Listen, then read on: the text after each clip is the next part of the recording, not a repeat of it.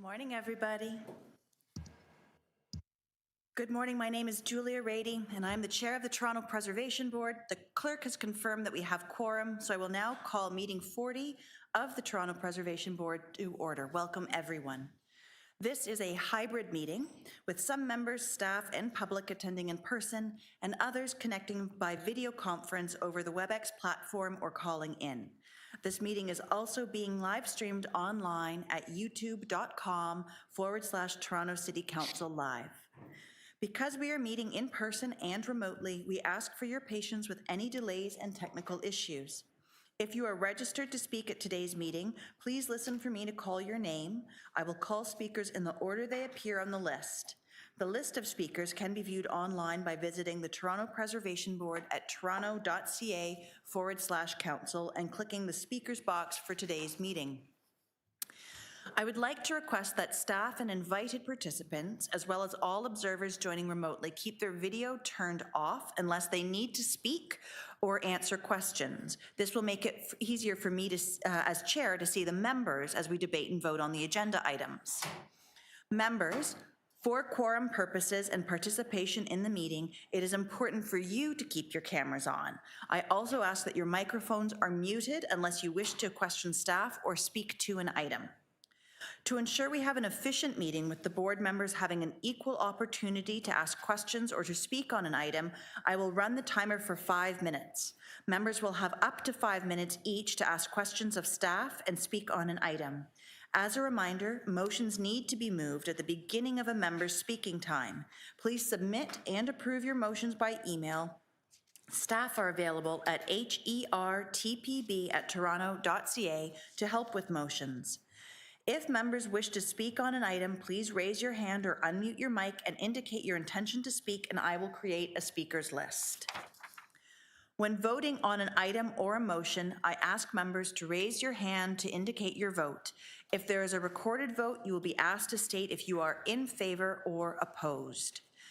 Members, the City Clerk has provided all agenda materials on toronto.ca/council. And so although we may be meeting in different locations today, the Preservation Board would like to acknowledge that the land we are meeting on is the traditional territory of many nations, including the Mississaugas of the Credit, the Anishinaabe, the Chippewa, the Haudenosaunee, and the Wendat peoples, and is now home to many diverse First Nations, Inuit, and Métis peoples. We also acknowledge that Toronto is covered by Treaty 13 with the Mississaugas of the Credit. At this time, are there any declarations of interest under the Municipal Conflict of Interest Act? If you do have an interest, please raise your hand or unmute your mic and indicate the item number and the nature of their interest.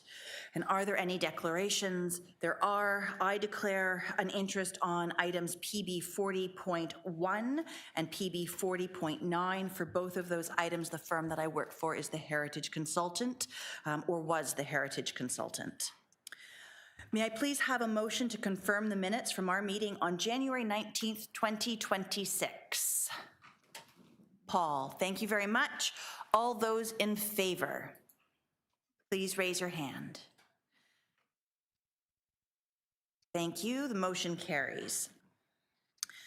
Members, I want to highlight that the Clerk's Office received several communications on item PB 40.5, 2125 Lawrence Avenue West, inclusion on the Heritage Register overnight. They continue to process and circulate these communications to the Toronto Preservation Board as they are received. Thank you so much to clerks as all of these things come in. We really appreciate as you turn things over to us as quickly as you can. Before we begin our agenda run-through, I want to highlight that the mandate of the Toronto Preservation Board, which is to provide advice to Council on matters relating to Part 4 and Part 5 of the Ontario Heritage Act, including but not limited to designation of heritage properties or conservation districts and inclusion on the inventory of heritage properties, applications to alter, demolish, or remove designated or listed heritage properties, and applications to repeal bylaws which designate individual properties as heritage properties and proposed heritage easements or covenants. The Toronto Preservation Board also consults with the city's 4 community preservation panels, and there's 1 panel for each community council district. I will now begin our agenda review. Our first item is PB 40.1, 40 Wabash Avenue, Notice of Intention to Designate a Property under Part 4, Section 29 of the Ontario Heritage Act. There is no presentation on this item. However, we do have planning staff available for questions. Would anybody like to hold this item? Adam, thank you very much. Moving on to PB 40.2.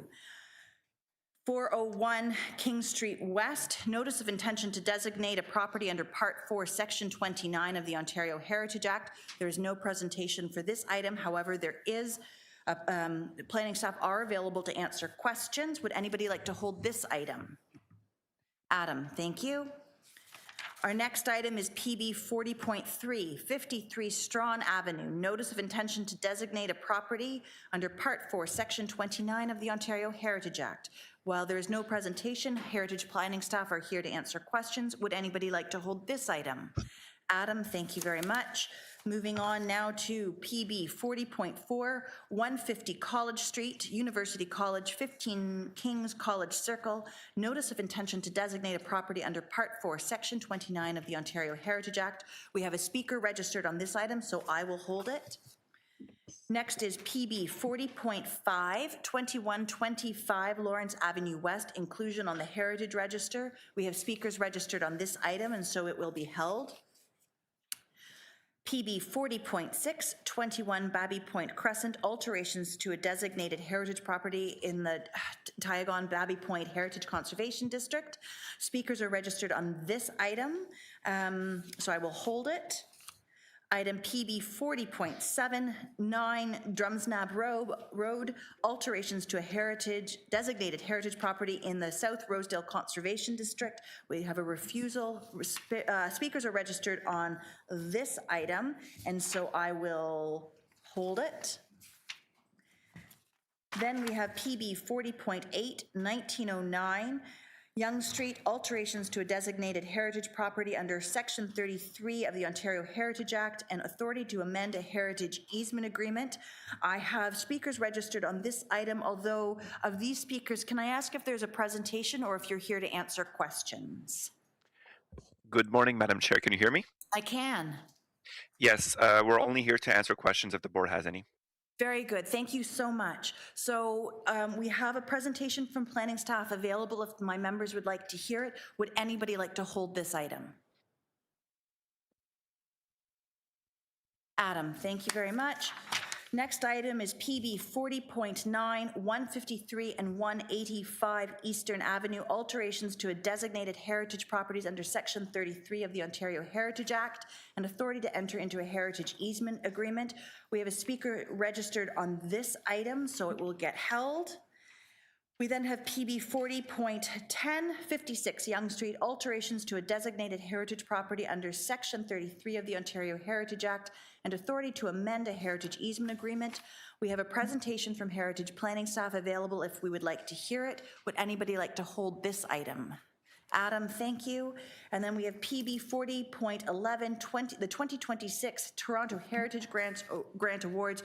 We have a presentation from Heritage planning staff available. Would anybody like to hold this item? Jeff, thank you very much. Moving now to the top of the dial, and I'm going to turn it over to Paul. Okay, item PB 40.1, 40 Wabash Avenue, notice of intention to designate a property under Part 4, Section 29 of the Ontario Heritage Act. I believe it was Adam had questions of staff. Do we have staff present? No. Emma's here. Hi, Emma. Okay. Good morning, everyone. Can you hear me? We can. Wonderful, thank you. I will jump into questions one at a time. I've been involved with following this project from a community standpoint for several years. I don't have a conflict of interest with it, but there are a number of outstanding items I'm hoping to seek clarification on in terms of this designation.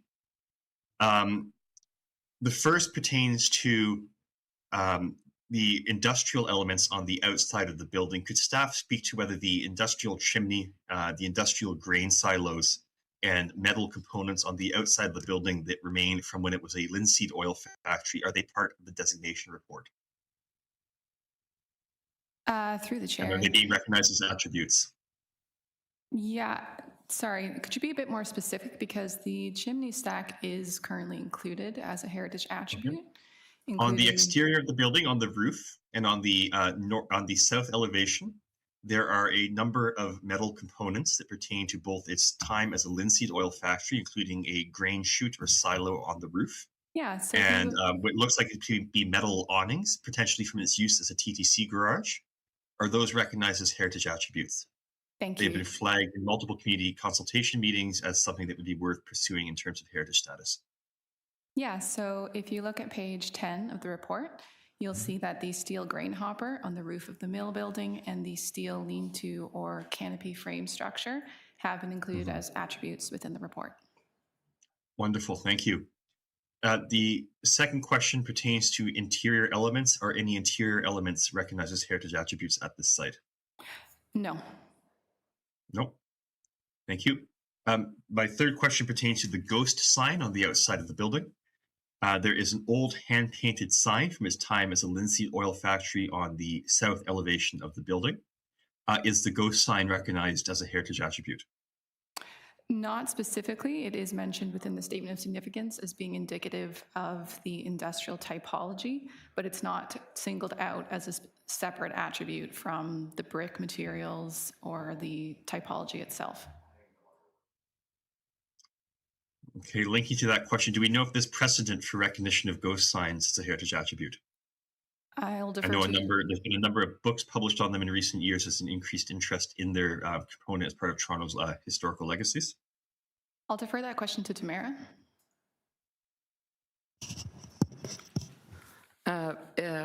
Through the chair, we've had some circumstances when it's been in a heritage district as an overview. I'd have to come back with you at another time on the reference to anything within a Part 4 bylaw. I don't have that answer at this time. Okay. My apologies for going out of order here in terms of the procedural elements, but I might want to hold this item a bit longer in terms of a potential motion with the clerks. I'll send it by email ASAP just for further consideration of that ghost sign. Okay. And my last question pertains to the name Wabash. Wabash is an indigenous term. It's from the Miami, Illinois language, which is one of the indigenous languages of the Great Lakes area. It pertains to the description of the effect of sunlight reflecting off waves or the luminescence of metal as it's heated in a fire. The name Wabash and its connection to the site and the manufacturing history has been flagged as a potential element for a number of different city consultation meetings from the public. I'm just wondering if this is all recognized in the Heritage Report. Thank you. That's some really interesting information. It's not singled out within the report, but it's good to know. Okay, thank you. Clerks, I'm going to be sending you a query around a potential motion momentarily. Okay. We'll continue with the item while waiting for that, Adam. Do any other members have questions? Okay, seeing none, I'm going to suggest that we simply hold the item down and proceed to the next item on the agenda, and then we'll come back to this when the motion has been prepared.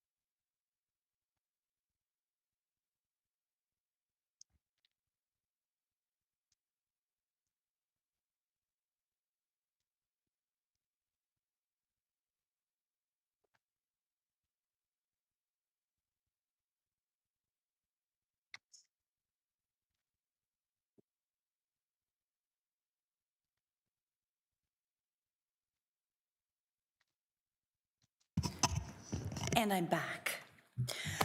PB 40.2, 401 King Street West, notice of intention to designate a property under Part 4, Section 29 of the Ontario Heritage Act. We have no presentation, but we have questions of staff. Who would like to raise questions? Adam, please. Thank you, Madam Chair. Could staff speak in a bit more detail about the procedural element that we're seeing here? This building is located within the King Spadina HCD. It has a Part 5 designation from my understanding, and now we're seeing a Part 4 designation report. I understand this has something to do with the timing of the redevelopment application for this site, but if staff could clarify why we're seeing a Part 4 designation for a Part 5 designated building, it'd be greatly appreciated. Hi, through the chair. Thank you for the question, Adam. As the report identifies on page 5 and 6, this property is listed in Appendix F. So the HCD plan includes Appendix F, which is a transition appendix, and that recognizes development applications that have been approved prior to the date of disposition of the matter by the Ontario Land Tribunal for transition purposes. So the application for 401 to 415 King Street West is included in this appendix, meaning that the HCD plan does not apply to the listed approval. So therefore, any changes or modifications to the listed approval, if they are substantially in accordance with any conservation plan that was required as part of the earlier application, the HCD plan will not apply. Similar reports have been before the board before in these circumstances, but generally the designation report is approved in conjunction with the planning application. And in this particular case, the OLT approved the application on this property through settlement in 2017. And therefore, part of the conditions of that settlement was that a designation would follow the OLT settlement. Thank you. Are there other questions? Yes, a brief second question. Yes. Thank you, Madam Chair. Are any interior elements of the site recognized, or is it solely exterior attributes? Through the chair, no, there are no interior attributes recognized as part of this designation. And Are a brief there- follow-up question to that. Yep. If I may, Madam Chair, thank you. Was the interior examined at all? Through the chair, no, staff did not enter the interior of the building. Are Thank there you. other questions of staff? Seeing none, move into discussion amongst ourselves.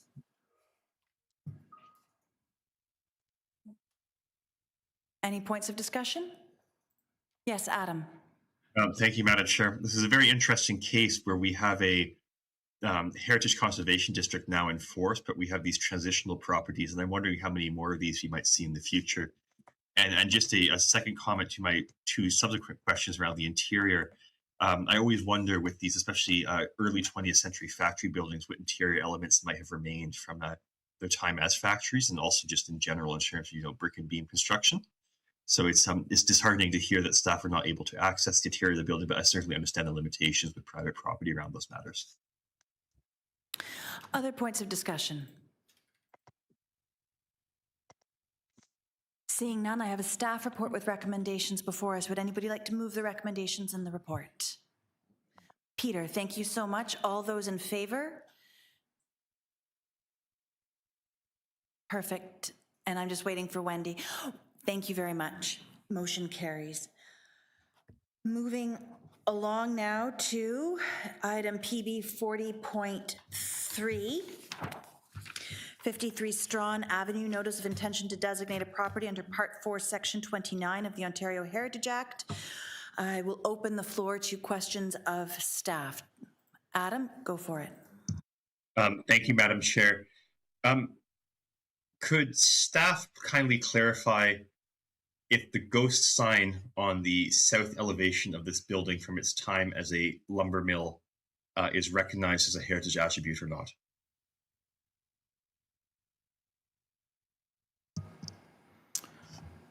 Just one moment while I bring up the report.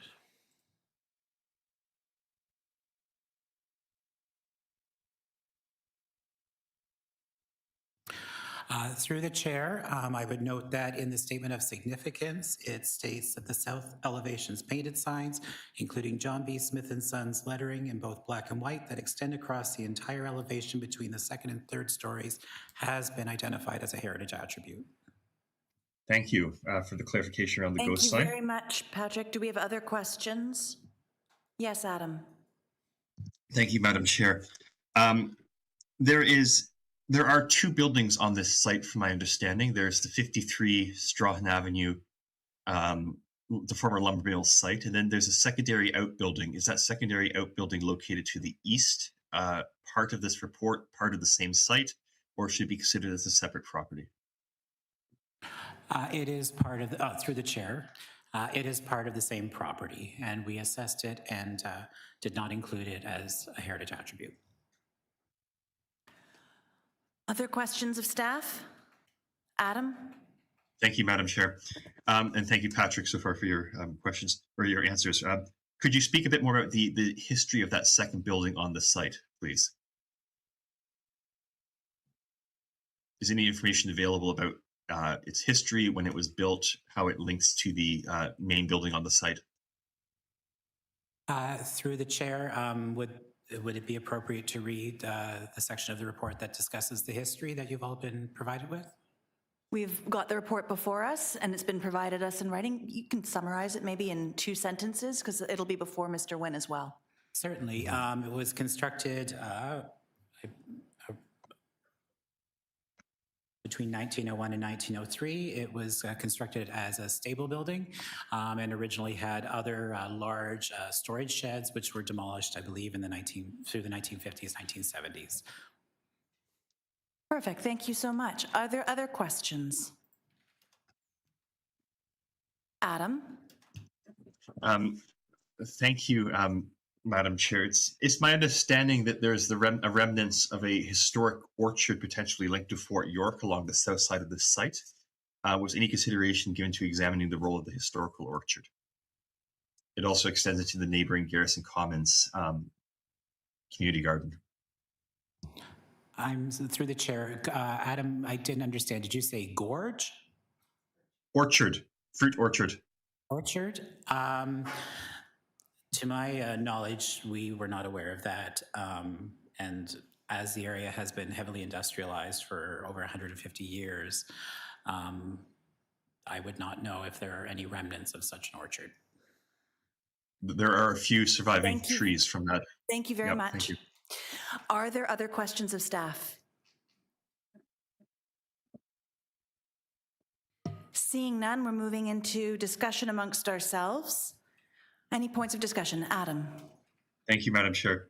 I'm delighted to hear the ghost sign is recognized as a heritage attribute. And then also a secondary comment, I'm disheartened to hear that the stable building from 1901 that's part of this site was not recognized as a heritage attribute as part of this designation report. It's quite a lovely 2-story stable building. There's also a ghost sign on it from Maple Green Inc. And it would be, I think, worth reconsidering, if possible, the heritage status or heritage potential of the stable building as part of this site. Are there other points of discussion? Seeing none, I have a staff report with recommendations before us. Would anybody like to move the recommendations in this report? I'll move them. All those in favor, please?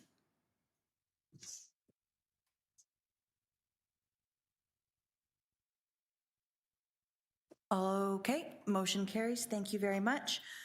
Moving on now to PB 40.4, 150 College Street, University College, 15's College Circle, notice of intention to designate a property under Part 4, Section 29 of the Ontario Heritage Act.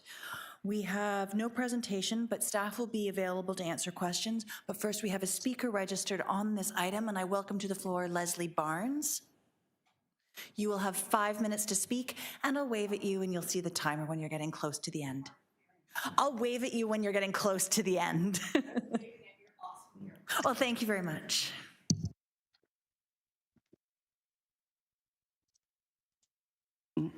Testing 2, 3. Okay. All right.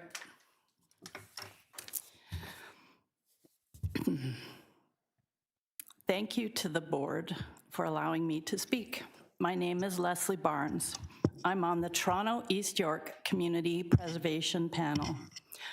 I'm surprised to see University College on the agenda for historic designation. 15 King's College Circle is one of the oldest buildings of the University of Toronto, built between 1857 and 1859. My grandfather, aunt, and I all graduated from University College. Why is this the only U of T building being designated?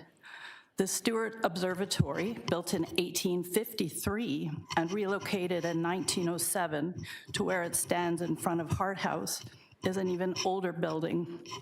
The Banting Institute on College Street was recently demolished. Are Victoria, Trinity, and Knox colleges all at risk? Is Robarts Library? Is Hart House? Is all of St. George campus in peril? Thank you. Thank you very much. Do we have any questions for our speaker? Adam? Oh, my apologies. My questions were for staff. Thank you. Okay. Do we have any questions for our speaker? Seeing none, thank you so much for attending today, Leslie. Moving on now to questions of staff. Adam. Thank you, Madam Chair. Could staff speak to the timing of why we are seeing a designation report for University College? Is this a Bill 23 related report? It's my understanding University College just finished a massive multi-year renovation project. And I was surprised that we did not see a designation report prior to the commencement of that project. Through the chair. Yes, this is a Bill 23 related report in response to Bill 23. Heritage Planning established a series of prioritization principles, and that was to guide the designation of some of the listed properties prior to their deemed removal as of January 1st, 2007. And included in those prioritization recommendations, there is consideration for properties with outstanding cultural heritage value and integrity. And some of the city's most prominent landmarks have never been designated under the OHA and therefore only have listed status. And that's largely because there was no pressing reason to pursue that degree of legal protection at any time before, and that existing mechanisms to respond to demolition notices remained in place without registered time limits. And of course, that's no longer the case. So city staff will prioritize listed properties with outstanding cultural heritage value and integrity for research and evaluation, and will recommend priority designations for properties that have citywide importance. And those that are local landmarks as well that meet more than one of the provincially prescribed criteria under OREG 906. And then, of course, in continuation of their excellent stewardship of some of Toronto's most important heritage properties, as pointed out, University of Toronto is working with the City of Toronto to prepare statements of significance for other legacy-listed landmarks. Thank you. Do we have other questions of staff? Adam? Thank you, Madam Chair. And thank you for the answer so far. It's my understanding that the City of Toronto has what they're describing as a secondary path for the University of Toronto owned properties that are affected by Bill 23. Our panel has repeatedly asked for clarification on this in every meeting that we've had so far with city staff around a Bill 23 response. Could staff clarify in a bit more detail about how the University of Toronto portfolio is being considered and whether we'll potentially see other designations of the University of Toronto land holdings? I see Mary's come online. Yep. Good morning. Good morning. Apologies for being hybrid. So through the chair, we had a separate stream within the prioritization process that recognized that we had institutional listed properties. And the institutional listed properties are being considered as a separate set because we have long-standing relationships with some of the institutions, and are working collaboratively with them. So we're very grateful to the support of University of Toronto for working collaboratively with us on a number of landmarks, which you will see. I can reassure you nothing is at peril. Quite the opposite. And there hasn't, as Liz says, there hadn't been any need to move forward. And with institutional properties in general, because there isn't the uh, this because of the relationships, we have been working with them as listed properties, and um, so that's all I can say for now. But I don't know if that answers your question, Adam, about the separate stream. But it is a different kind of work. Mhm. And it is so much better with the institutions who own the extraordinary landmarks to be working with them as opposed to separate from them. It's a Mhm. great benefit to the city. Thank you, Mary, and our panel would be Do you have happy to another send some. question? Yes, thank you. Thank you, Madam Chair. I just want to note our panel would be happy to send some recommendation for prioritization of the institutional property holdings as well. Furthermore, the last question pertains to interior elements at University College. Were any interior elements recognized as part of the designation, and if so, which ones? Thank you. Through the chair, yes, there is an extensive list of interior attributes. I'm not sure of the page here. I can find it. Let's see. So beginning on page 18 of the staff report before you, if you have it in front of you there. Perfect. Thank you very much, Liz.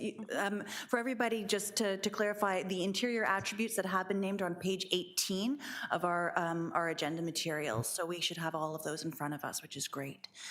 Are there any other questions of staff?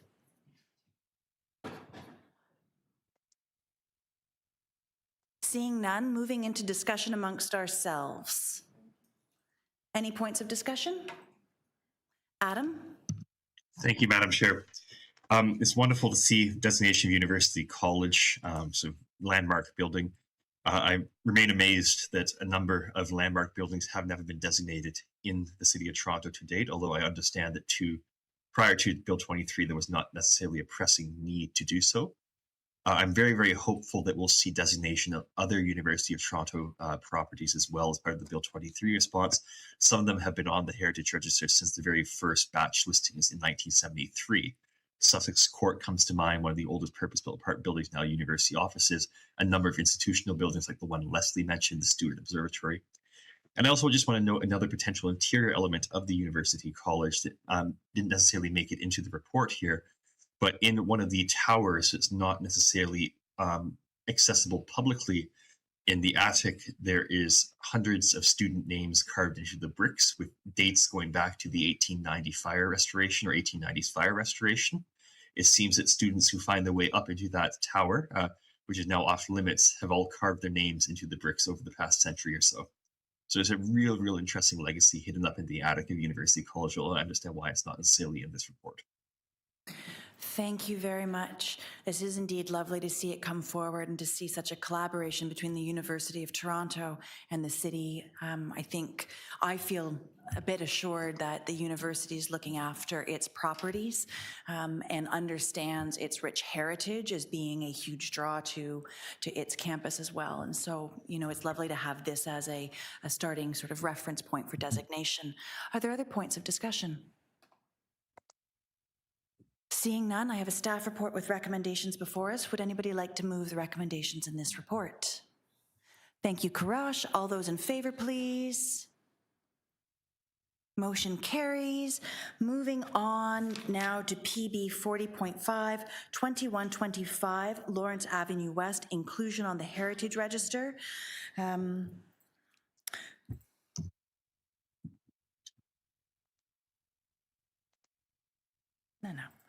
So while planning staff will be available for questions, we do have a speakers list. And so I will go in the order.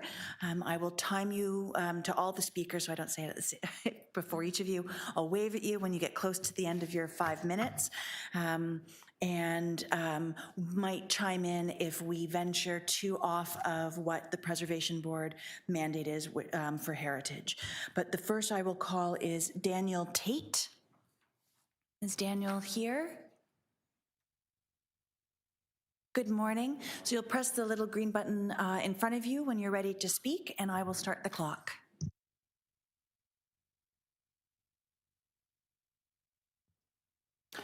Good morning.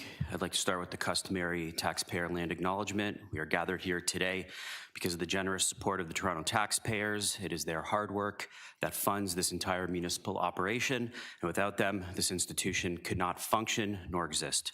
We acknowledge, pay respect, and pay tribute to their continued financial contributions to pay for an ever-expanding city government. Weston Lions Arena is far more than a physical structure worthy of heritage preservation. It is a living community institution that has served as a gathering place and cultural hub for generations of Torontonians united by their shared love of skating and ice hockey. Much like Maple Leaf Gardens, Weston Lions Arena can be rightly described as a cathedral of Canada's national sport, a place where tradition is honored and passed down. Since 1949, one of Toronto's oldest arenas has provided children with a space to form friendships, build character, and learn a sport that teaches discipline, teamwork, coordination, and camaraderie. This legacy of community pride and participation is precisely why Weston Lions Arena is in the running to win this year's Kraft Hockeyville contest, and why nearly 15,000 people have signed a petition calling for its preservation as an arena.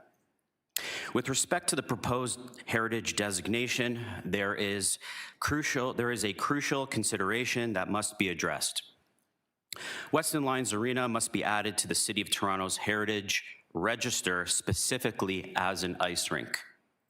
The use of this building is inseparable from its physical form and historic significance. Registering it merely as a generic structure without recognizing its function would substantially weaken the intent and effectiveness of this designation. Just as Maple Leaf Gardens retained its identity as an ice rink, now known as the Mattamy Athletic Center, this heritage listing must explicitly recognize that the continued operation and maintenance of the ice pad is a defining heritage attribute of the building itself. Accordingly, I respectfully urge the Toronto Preservation Board to include a special clause stating that the maintenance of the ice surface and rink is foundational to Weston Lions Arena's inclusion on the Heritage Register.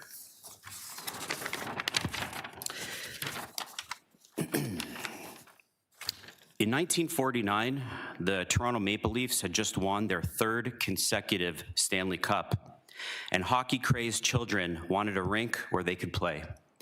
With this dream and lots of ambition, they went door to door to raise the $125,000 needed to build this arena, igniting a proud tradition of Weston hockey that continues to this day. I trust that the Toronto Preservation Board will honor the spirit, sacrifice, and legacy of those children by ensuring that Weston Lions Arena is protected not only as a building, but as the community rink it was always meant to be. Thank you. Thank you very, very much for your time. Do we have any questions for our speaker? Adam. Thank you for deputing today. Thank you, Madam Chair, and thank you to the speaker for deputing today. You mentioned a request for a specific clause around maintenance. Could you speak a bit more about your concerns and why you're requesting that, please? I see it's referenced in a number of deputation letters today. Sure. So my concern is that there's the physical heritage and then there's the usage heritage, and I think that those two are symbiotically connected. It's kind of like, imagine designating Massey Hall, but not as a concert venue. right? So I think the same notion applies here, that due to a decades-long tradition of skating and ice hockey, that the use is part of the heritage designation. And I bring that up because in the report that we see, there is something that mentions that the use is precluded or isn't a part of the designation, and that's the concern. Do we have other questions for our speaker? Seeing none, thank you very much for Thank you. attending today. Our next on our list, and I would just remind everybody that we're looking at inclusion on the Heritage Register, and inclusion to become a listed property on the register. There's a slight difference between that and designation. Just as we're having all these speakers and the terminology can sometimes flow into one another, and I would hate for us to, I'd like us to untangle that a little bit. Moving on to our next speaker, Mary McConnell, is online. Hello.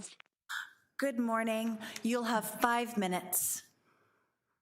Good morning, Chair, members of Toronto Preservation Board. Thank you for granting me the opportunity to speak today in strong support of recognizing Weston Lions Arena as a heritage asset. I hope I don't blur lines, pardon me if I do, not because it is merely an old building, but because of the profound cultural, social, and community value it has provided as a functioning, vibrant ice sports facility to generations of residents. My name is Mari. I'm a single mom of 2 boys who were born in Weston and still call Weston their home. I've personally lived here for over 30 years. For us, Weston Lions Arena was not just a place with an ice pad, it was a community cornerstone, a gathering place, and a site where lives were shaped. Every week for over a decade, my boys walk through those doors to practice, to compete, to learn teamwork, discipline, resilience, and community spirit. They shared locker rooms, the boards echoed with cheers, the smiles after scoring their first goals. These left long life impressions that went far beyond sport. Because of the opportunities provided at this arena and other city-run rinks, affordability was a huge issue. With the support of neighbors, volunteers, and community organizations, both of my boys have been drafted to the highest level, the National Hockey League. My one is currently playing professionally.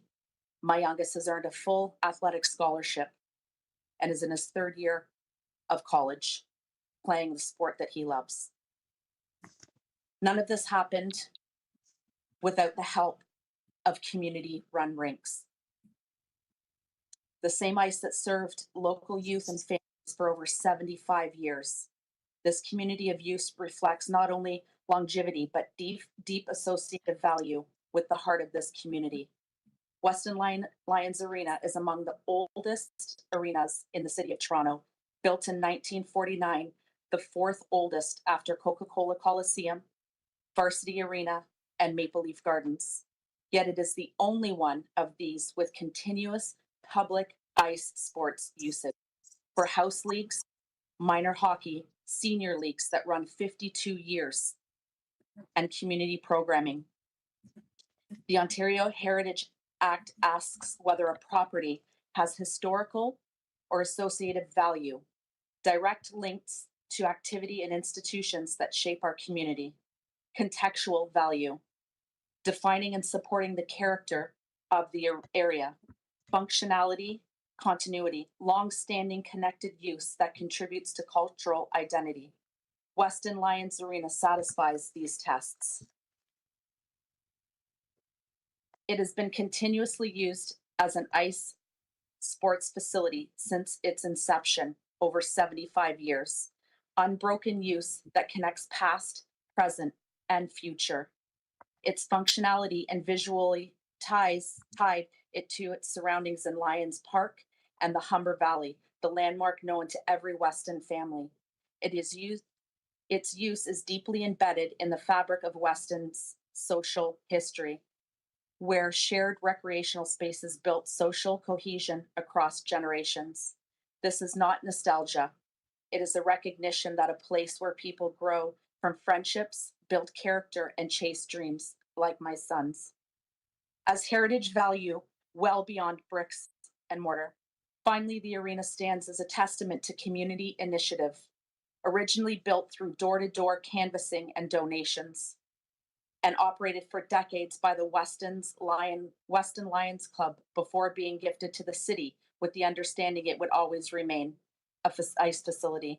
The promise speaks to intended use, consistent use, and community investment, all core to what heritage designation speaks to preserve. For my family and for the countless others, Weston Lions Arena is living history, a physical space where community, opportunity, and memory intersected. It deserves recognition as well. Thank you very much for your time. Thank you very, very much. Do we have any questions for this speaker? Seeing none, most appreciative of spending some time with us this morning. Moving on, we have Spencer Robertson. Thank you for giving me the, oh. I'm just going to reset my clock and you're welcome to go. Perfect. Thank you for giving me the opportunity to speak. I'm a history teacher. I'm a Weston native. I'm actually currently in my classroom right now, and I'm showcasing the students the potential of civic duty as a Canadian citizen. I feel that the building personally has cultural and historical heritage. That being said, I believe that an analytical perspective should be given towards it. So what I've done is I've looked at Ontario regulation 9/06. And particularly, I've been looking at 5.5.1, the criteria for determining a heritage value or interest. So the first point I'd like to discuss is that the property has design value or physical value because it is a rare, unique, or representative early example of a style and construction method. From the City of Toronto Report for Action, I would just like to quote that it says the facility has a distinct features, including a unique roof, church-style barrel roof, wood pew sitting, and a sand bed underneath the ice. From the actual Toronto report, we can see that the terminology unique and distinct features, which I think is a showcase that it meets this criteria of a rare example of material and construction method used. Furthermore, the other points I'd like to bring up, the property has historical associative value because it has direct associations with a theme, event, belief, persons, activity, organization, or institution that is significant to a community. So conceived and built by the Weston Lions Club, this arena officially opened on November 25th, 1949 on the former Weston Fairgrounds, which I think this speaks to the history of the area itself. Furthermore, when we look at people that are significant to the community, many famous stars in the hockey industry, such as Paul Coffey, Mike Louis, and Adam Oates, have all skated on this rink. Even further, Eric Lindros, who is another member of the Hockey Hall of Fame, recently spoke out to his dismay that the building may be torn down. Going to the next point I would like to discuss, the property has historical and associative value because it demonstrates or reflects the work of the ideas of an architect, artist, builder, designer, or theorist who is significant to a community. While Conn Smythe was the major voice in building this rink, while he may not be a literal builder, he is recognized as a builder. He is an integral member of hockey history. And when we look at his induction in the Hockey Hall of Fame, he was not inducted as a player. He was placed in the builder category. During his life, he was also heavily involved in charities such as the Ontario Society for Crippled Children and minor hockey development throughout the province. From the Hockey Hall of Fame's website, they state that Conn Smythe is one of hockey's greatest builders, which I think will reflect in his terminology being used as a builder, which I believe would meet this point for the criteria as well. Furthermore, the property has contextual value because it is important for defining, maintaining, and supporting the character of an area. Weston's symbol of the neighborhood is a bike because of CCM setting up its manufacturing in the area at the time. And CCM is interconnected with ice hockey. And as the neighborhood has changed, the image and the identity of the area has not. The core value of Weston is throughout its heritage in relation to CCM as well as hockey, and this arena stands as a cultural heritage site of this. My final point I'd like to bring up now is that the property has contextual value because it is a landmark. Quoting from MLSE's conversation, the CEO, Keith Pelly, stated, MLSE is fully committed to supporting and transforming the local community by partnering with the city to revitalize a vulnerable facility and build on its historic legacy. From the City of Toronto Report for Action, it was also stated that Weston Arena is a legacy hockey facility in Toronto. I feel that these points would help meet that expectation of 5.5.1 criteria for determining historical value or interest. Thank you. Thank you very much for your time today, and hello to your class. Do we have any questions for our speaker? Seeing none, we are going to move on to our next speaker. And again, thank you very much. We have Kirsten Soul.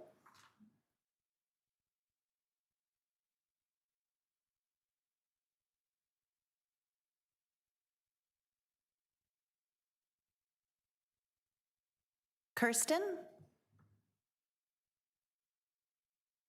Madam Chair, I could see Kirsten on the online WebEx Thank system. you, Adam. Clerks are on it for us here. Thank We you. can see it too. So what I'm going to do is I'm going to move to the next person on the speakers list because there might be some connectivity issues. So Sherry Hurst, or Cherry, but I think it's Sherry. Sherry, from the Weston Historical Society. Sorry, it's Sherry. Thank you. Good morning, Sherry. Welcome. You've got 5 minutes.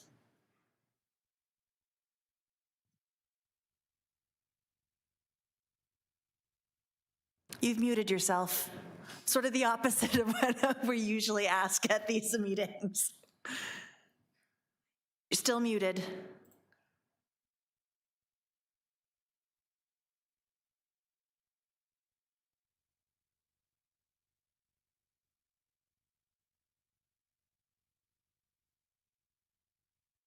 Yeah, if you. Now is it okay? Perfect. Here you go, 5 minutes.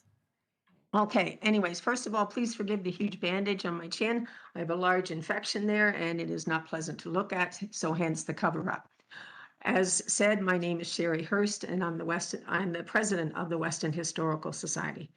The WHS offers their full support in listing the Weston Lions Arena on the Heritage Register. There's already been a great deal said and written about this building and the extreme need for the ice surface and its incredible history. So I'm not going to repeat all of that, but I would like to reinforce that we, the Historical Society, believe that this arena and its ice surface, and very importantly, the ice surface, are an integral part of the Weston community. Those who have played on it and have gone on to greater things is a wonderful part of who and what Weston is. Now we are aware that achieving placement on the Heritage Register does not save the arena from alterations or renovations, especially on the interior. Thus, the ice surface is in danger. The Weston Historical Society would like to see this effort go even farther to designating the building and its use for future generations. As possibly said before, the building is an example of how a community came together and did the impossible. With no financial assistance from the government or the banks, they created a mecca for people of all ages, cemented a historic connection to an iconic organization, and generated memories that span 3 generations. Now, removing that landmark or altering it, however you want to term it, that kind of landmark building that is steeped in history and still in full use is not progress. Removing a well-loved sports center of one sport to accommodate another sport is not progress. Removing a gathering place for people of all ages to supply a specific age group is not progress. Today, when people's pasts are forgotten, buried, and rewritten, the destruction of a community icon is very frightening. We need symbols of our past now more than ever, understanding the pressures, joy, and sheer hard work that were necessary for this building to be here, teaches us empathy, informs us as an individual and collective successes, and enhances our knowledge of ourselves and our world. Thank you. Thank you ever so much for your time. Do we have any questions for this speaker? Seeing none, thank you. We'll see if, is Kirsten available? Good morning. Good Yes, morning. I'm here. You have 5 minutes. Thank you. Thank you for allowing me to speak. One of the concerns that I have with regard to the removal of the ice at Weston Lions Arena is that the snack bar concession stand would be removed as well. This part of the rink is a vital asset to the community. All profits made from the concession stand go to the Weston Food Bank. My understanding is that this is over $30,000 a year in support to the community that's vital. My understanding as well is the community has been unable to come up with a viable replacement should the concession stand be removed from the rink. People are trying to do what they can, but it's a shortfall of close to $25,000. And so that's my concern with regard to removing the ice, along with everything else that others have said in their speeches. I will not go and reiterate it. I will just let you know on a personal level, this rink was vital to me raising my children who were born in Weston when we lost their father. Their father passed away and they were 2 and 4, and the hockey community saved our family. They were supportive. They had the right environment that was there, and it was very inclusive. And it taught my children to grow up to be supportive and active members of the community. So I hope that we can retain the ice in the concession stand and still move forward with this great building and all that is encumbered within it. And thank you for your time. Thank you ever so much. Do we have any questions for our speaker? Seeing none, our final speaker on the list is Liam. Madam Yes, Chair, I Adam? did have a question for Yep. our speaker, Kristen. Thank you, Madam Chair. Thank you for taking the time to speak with us today. Could you speak a bit more about the concession stand as it relates to the structure itself? Is it an inbuilt feature from the 1940 construction period, or is it something different than that? I'm not how sure. It relates to the ice surface. I'm not sure when the inception of the concession stand came into the building. It's been an integral part of the building and the community. They are known famously for their fries. I can tell you my children are grown adults now, and I still frequent that community to partake in the fries, to partake in the people that are there. I think it's an important part to the community, and I think it is integral to the ice. There would be no point, as the building currently stands now, to be in there without the ice there. It's part of our community. It's been here for so long. And again, I feel very, very strongly about that concession stand and what it offers to the community. Thank you very much. Any other questions for the speaker? Just seeking a bit more clarification as to the concession stand. Is it a separate room to the ice rink? Is it built into Perhaps, the Adam, bleachers? this is a question for staff. And, Okay. and remembering that we're talking about inclusion. We're not talking about designation right now. We're talking about inclusion on the register. Yeah, and I'm trying to interpret this as I'm reading the listing statement and as it pertains to how they're describing the interior elements in the listing statement. Then perhaps for staff, this is the question. Okay. Thank you very much. Okay. Are there other questions for the speaker? Seeing none, thank you very much for your time today, Kirsten. Welcome, Liam. I see you online. You have 5 minutes. Hello, thanks so much for taking the time and for letting people speak. And I just want to kind of add from a community perspective that this building is very important to the community. I know it's been mentioned previously, but it was built by volunteers by the Weston Lions. People mortgaged their homes to build this building as a community hub and as an ice rink. It's been active as an ice rink as well, and I do think that that is an important part of what makes it a special building. I am hopeful that that can be added to the register because it's very much an important touchstone for the community. Um, uh, those are my main points. I think that the process around the development of this building right now that is happening in other parts of the city, of City Hall, has not been great, and people are concerned that the building is at risk. And that's why this is important, I think, to everyone here today. So I appreciate your time in considering adding this to the register. Thank you very much. Do we have questions for this speaker? Seeing none, we're going to move into questions of staff. Thank you very much for your time today, Liam. I'm going to ask the first question, Adam, and then I will start a speaker's list. To staff, what does inclusion on the register mean? What protections are afforded under the Heritage Act? And what's the next step? But I think maybe a little bit of what is the process going forward, just to sort of talk about when do you apply the criteria 906? Is that at this stage? Is that at the designation stage? Just, I think, to have a more robust understanding of how things move through this heritage process would be really helpful. Good morning through the chair. My name is Teiaiagon Cartwright. I'm the program manager.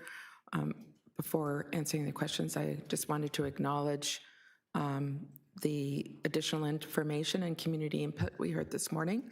It confirms, I think, the work that we have been doing on the listing report itself. Listing occurs on a variety of reasons. Listing meaning it's a non-designated property. The Ontario Heritage Act, as well as other guidance, is always to be as early as possible in any project or process of change to inform the custodian of the building or future users of the building. As such, we always are listing properties as prior to development or in a general overview of the work that we do. Listing today is, and the reason why we moved ahead with this arena was specifically so that we could bring to the board an understanding of what we have of the site. It's a preliminary work. We do not identify heritage attributes at this time. It's not a bylaw. It gives a flag or an indication of what we believe to be at a preliminary stage of what is the cultural heritage value. The key work that we're doing right now is also informing those parties that will be moving along with the lease and the other activities should council adopt this listing report.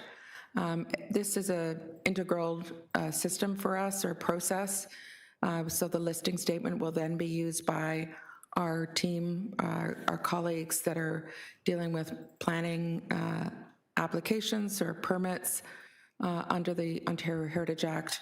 And so we'll continue to work and collaborate with our colleagues, but it is foundational for us to start to indicate on paper what is the potential or initial cultural heritage value. I would say it's not exhaustive. It's timely. We do these things on a very constrained time frame, just so that we can have this before council when they're making key decisions. Thank you. Moving on, we've got other questions of staff, and I saw, Jeff, your hand was up? Yes, my questions, I had two questions, and I think they've been partially resolved by tomorrow's information. My questions were about how can continuity of use be included, since you're really, as I understand it, you're not determining future use. That's a planning matter, not a heritage matter. And I hear I assume that a way to do this conceptually, potentially, would be to list the interior as a heritage attribute, and that would influence future use, I assume. That was one issue. The other one was and you partially answered this as well, but it's only listing, but why not go to designation? Otherwise you've got to come back twice, right? I mean, there's clearly an interest not only in the community, but a value to doing so. And what would be the schedule for coming back with designation? And why not do it in one piece? That's my question. So listing is timely and a chance for us to get to council. Designations, as you can appreciate and heard the narrative of designation today in our current workload and capacity, takes typically 2 to 3 months of research. So this is a timely piece.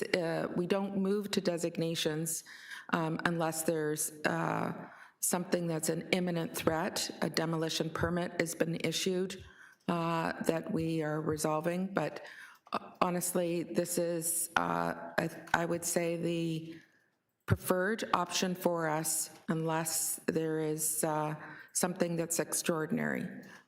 We can get an early indication on cultural heritage value for all parties, and especially to bring it to council in a timely manner.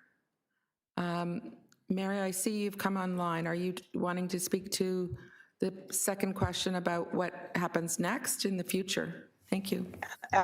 Absolutely. Thank you, Tamar, through the chair. So at present, as everybody knows, the property is not on the register at all. So we wanted to make sure that that was something that council was going to support. We're moving forward with that. And meanwhile, given that this is a property that is owned by the city, we do have an opportunity to have internal conversations about the leasing process, about not about use, because as has been noted, even if you were to indicate the ice, and we'll see, we're not there yet. We haven't got to the designation review stage yet, but we can't regulate the use part of it, but we can ensure a clean and clear process as the building is being considered for changes. And so we are working directly already with MLSE and city staff to consider it. The designation will be evolving over the next little while. And we try to keep, and I think we're really good at keeping our policy and research side separate from our development review side, in the sense that there's information flowing about value, but we are never making decisions about value based on someone's future plans. And so that, just to be clear about that, it's not, there isn't going to be a big negotiation happen and then heritage planning would have an opinion that we don't believe in based on the fact that somebody wanted to remove something. We're very clean about that. I'm very proud of that, actually. So the evolving work on the arena will happen in concert and will influence the ability of development staff to have a very evolving and deep understanding of the various values in this property. It's good to hear from the community, and we certainly do understand that it has tremendous community value, and we'll be working with MLSC going forward. Other questions of staff? Adam. Thank you, Madam Chair. I have a few questions of staff here, and I appreciate everyone's time today so far. Could staff speak to whether there is precedent for designation of use of a property? I know this has come up many, many times before, especially around arts and cultural related uses, recreation related uses, uses by various marginalized communities like 2S LGBTQ communities. Is there precedent for listing or designation of use within heritage reports? I could speak initially, Mary, and then if you had any other points of it. So our what you would be most aware of is an active place of worship. We have a protocol dealing with the ability for religious organizations to honor the Charter of Rights. And as such, that for us, we recognize the use of a church, but they also have the ability to identify any heritage attributes as liturgical. So they're exempt then for those alterations. That I would say is the most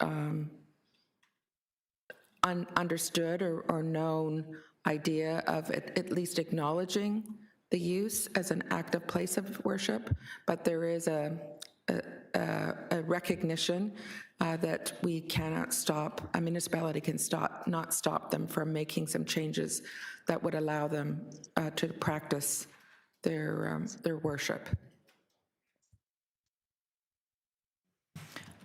Next question, Adam. Thank you, Madam Chair. Pipe in?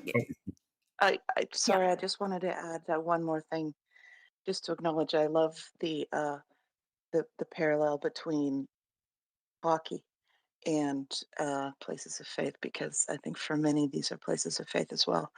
In terms of the application of criteria, we would speak to the historical uses of a property.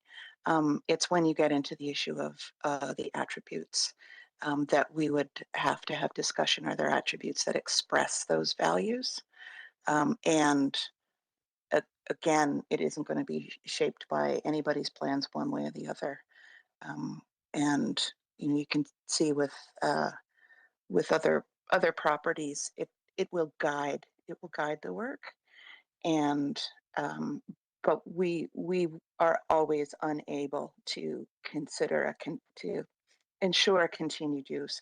I think probably the best parallel is with our music facilities in the city, and the inability to actually ensure the continued use of a music venue.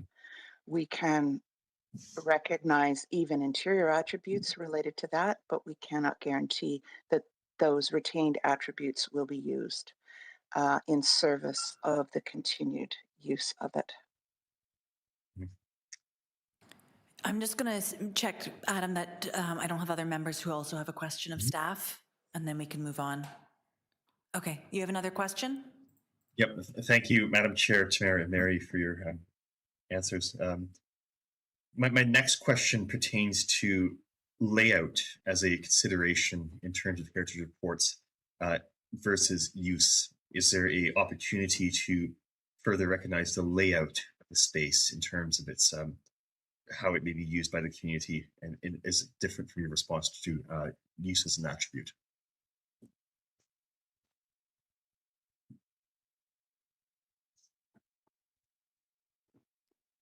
I was just going to say these are questions relating to designation as opposed to the listing. So I just want to clarify for anyone listening in that this is something that's beyond the scope of the item before you.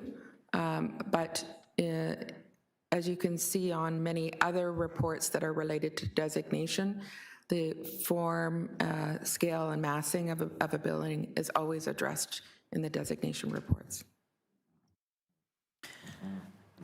Other questions related to the inclusion on the register? Yes, Adam? Thank you, Madam Chair, and thank you, Tamara. I note that a number of the letters today pertain to resident and constituent concerns around maintenance-related items. Are staff aware of these concerns, and what exactly might they be aware of in terms of why we're seeing so many community letters around those specific responses? That's through the chair. That's outside of the scope of our work for a listing report. Other questions related to the listing? Seeing none, we'll move into discussion amongst ourselves. Any points of discussion? Adam? Thank you, Madam Chair. I want to thank all of the community members for coming out. It's really wonderful to see such a response around community ice rinks. I'm involved with Alexander Park, and we have also a very old ice rink from the 1940s. And I can say that over time, as you lose elements of it to lack of maintenance or various reasons, it's always difficult to get them back. And I would very much encourage an examination of the Maple Leaf Gardens case, where there's a renovation of an ice hockey rink and what precedence that might set for the future of this Weston Lions one. And furthermore, sort of closer examination of layout with recent designation reports around Spadina Gardens, for example, and the inclusion of interior layout elements as a designation element. Other points of discussion? I'd like to thank the community members for writing in and for speaking today. I think it's helped to enrich our conversation and our understanding. And to Tamara's point earlier, I sort of take heart that that community value is going to be understood as it goes forward. And I think that's really incredible. So thank you very much. If there's no other discussion, I have a staff report with recommendations before me. Would anybody like to move the recommendations in the report? Paul, all those in favor, please. Motion carries. Thank you very much. Moving on now to PB 40.6, 21 Baby Point Crescent. We have a presentation from Heritage Planning staff for this one. If anybody would like to hear it. Adam.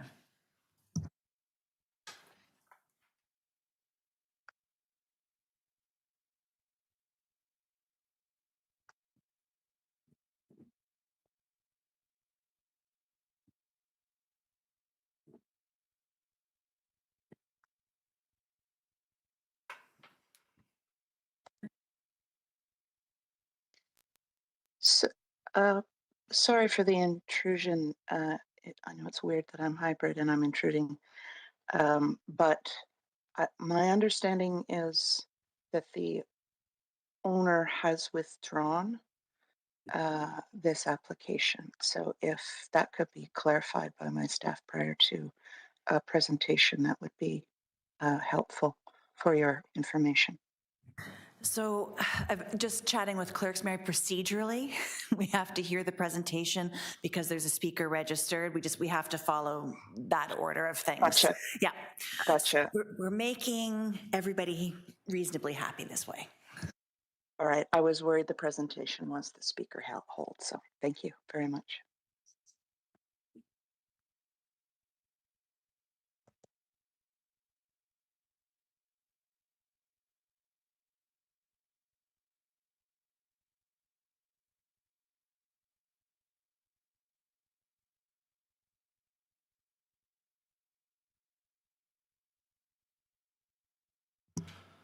Alrighty, good morning.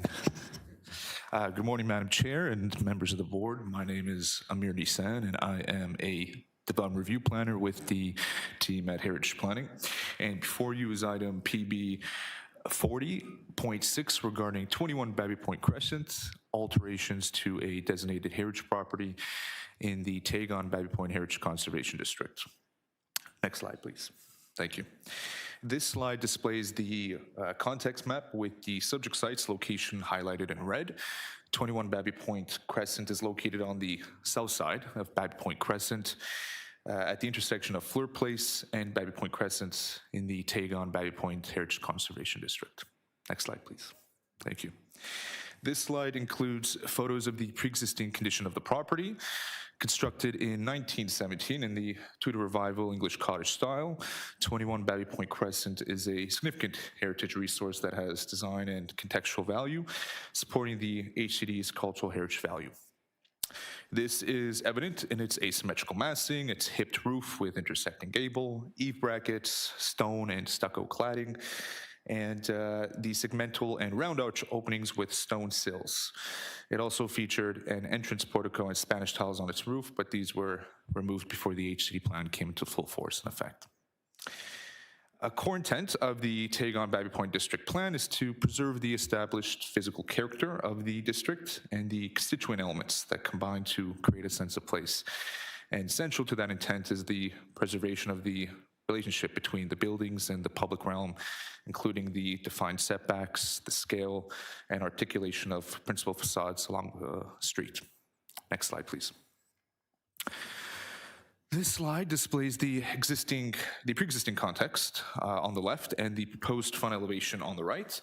The former entrance portico reflected a predominant architectural feature that was commonly found on Tudor Revival English cottage-style homes throughout the district, and it was sensitively proportioned to complement the original door opening. In contrast, the proposed front addition as we can see on the right, proposes to span approximately 4.6 meters, which is 15 feet 2 inches in width, and project approximately 2.1 meters, which is about 7 feet from the existing front wall. This represents a substantial increase in size, scale, and form compared to the original entrance feature. In addition to undermining the existing streetscape character of the district, the proposed one-story front addition will diminish the design value of the contributing property. The addition would obscure key architectural elements, including the original front door opening and the surrounding masonry, relegating them to subsidiary features despite their intended role as character-defining attributes. Next slide, please. And this slide includes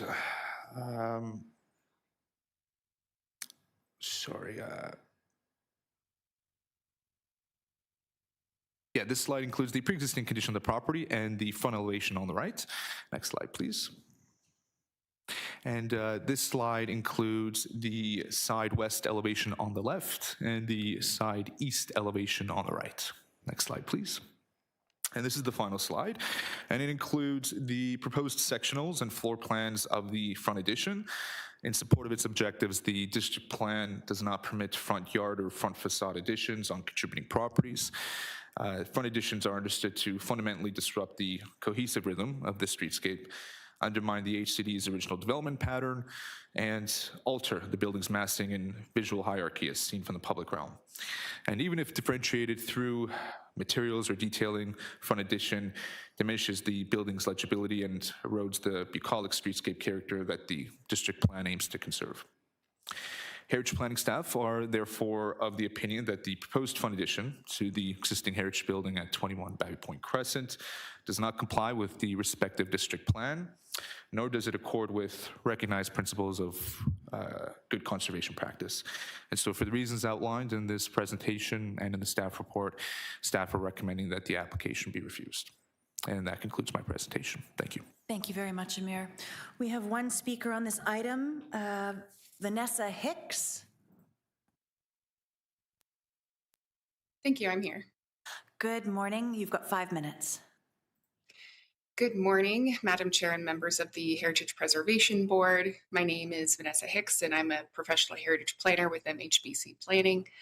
Our firm has just recently been engaged by the property owner of 21 Baby Point to provide advice on the heritage permit application for the alteration of a property in the Teiaiagon-Baby Point Heritage Conservation District, which is before you today as item PB 40.6 of the agenda. The reason for my delegation today is very straightforward, and it is that the owners have submitted a formal withdrawal request, it's hard to say, withdrawal request for this application. And the reason for the withdrawal is that we're looking to continue to work with staff to determine whether or not a more favorable outcome is achievable. And I personally spoke to Amir on this file last week, and he was kind enough to assure me that there are options for an alteration that he would be willing to support, and that we're looking to explore these options further with staff and work with them on something that would be more favorable. So the owner has submitted their formal withdrawal request to staff and clerks in writing, and it's my understanding that the formal withdrawal must be voted on by this board. So we would appreciate your support on the withdrawal so that we can come back to you in another meeting, March or April, with an updated proposal. And that concludes, we're looking for the support on the withdrawal of the application. Thank you. Thank you very much. What do I do? Withdrawals, we have to question.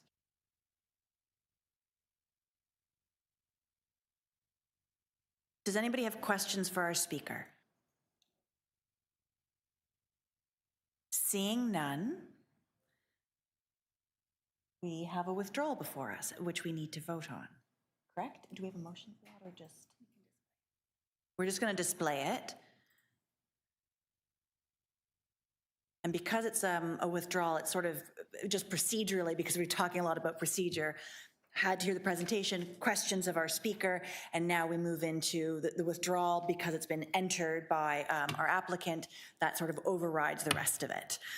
Oh, my goodness. Okay. Withdraw item TPB 40.6 from the agenda. It's very little writing in this new committee room, which is no excuse, but it's an explanation for why I'm squinting at everything. Anyway, we have that motion before us to withdraw. All those in favor? Motion carries. Thank you very, very much.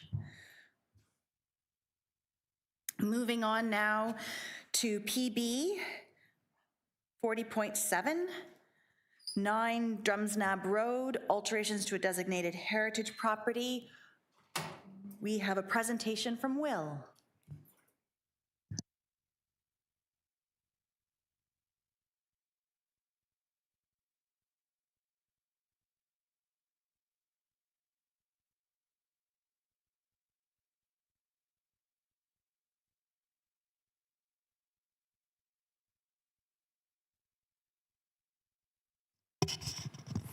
Good morning. My name is Will Thomas. I am an assistant planner with Heritage Planning. This report concerns alterations to a property within the South Rosedale Heritage Conservation District at 9 Drumsnab Road, and the report is recommending refusal. Next slide, please. The property is located at the eastern edge of the South Rosedale Heritage Conservation District. The property sits mid-block on the north side of Drumsnab Road. Next slide, please. This photo shows the south elevation of the dwelling at 9 Drumsnab Road. The home at this address has a B rating within the HCD plan. B-rated properties are defined as those that are noteworthy for their overall quality and have citywide significance.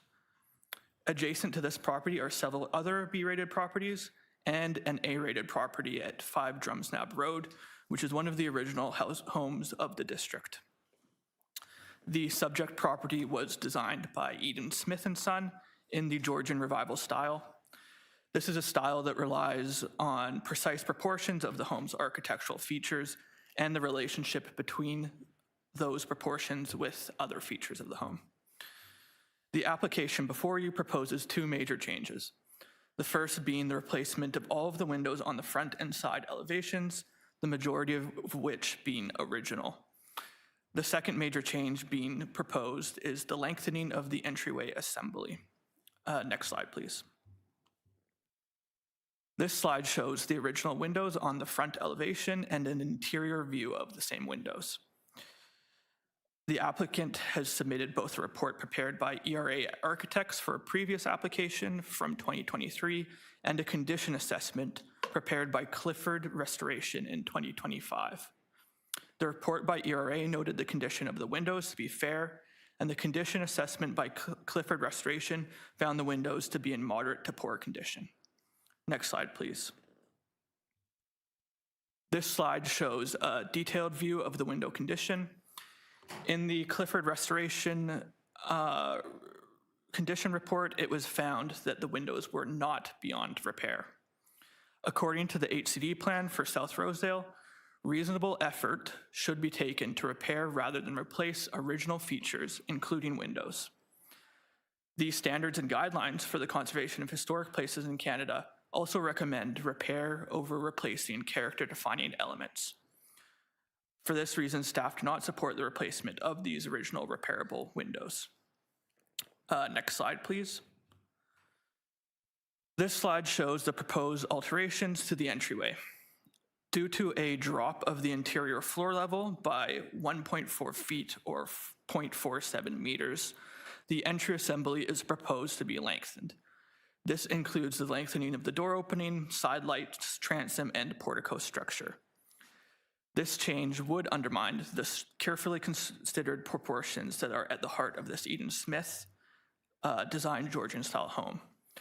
Furthermore, the design guidelines for alterations in the HCD plan state that windows, doors, and details should relate in scale and proportion to those of the existing building.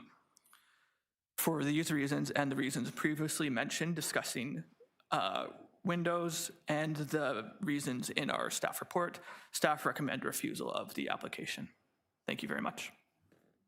Thank you very much.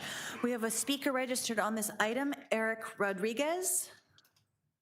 Hello, good morning. Good Can you hear me? morning. You have 5 minutes. Before the clock starts ticking, can I share my screen, please? Sure. Okay, thank you. It says that content sharing is unavailable.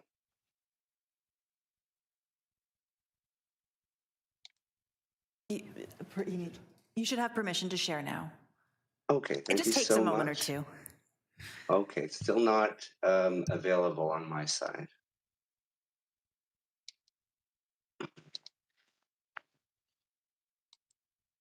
Still unavailable.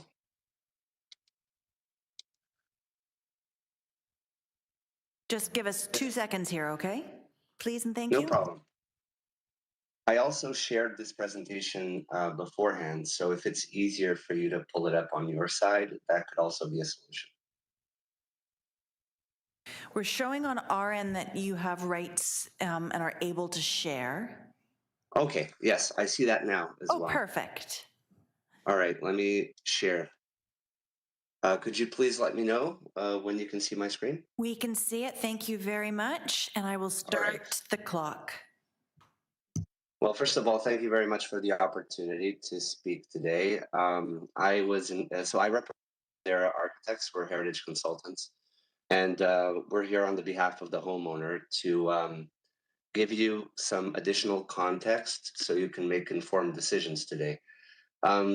I did notice that in Will's presentation, the Boldera Heritage Impact Assessment was not mentioned, but I did circulate it beforehand so the board would have that information, because we went into a very detailed assessment, a window by window assessment of the condition of the original window. So I also wanted to mention that my professional opinion is based on the standards and guidelines from Parks Canada.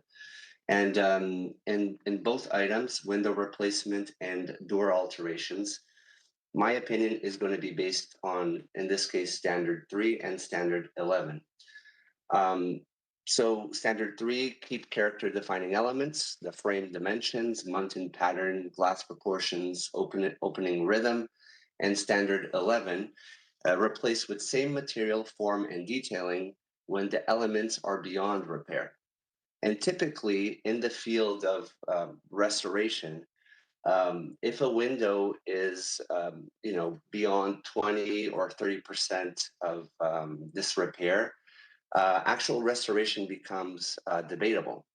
I'm not sure if the process is clear to the board, but when restoring a window, the window needs to be disassembled, and in many cases, Dutchman repairs are not possible. And when you're dismantling a window, you're actually breaking components. So I wanted to be clear that in any circumstance,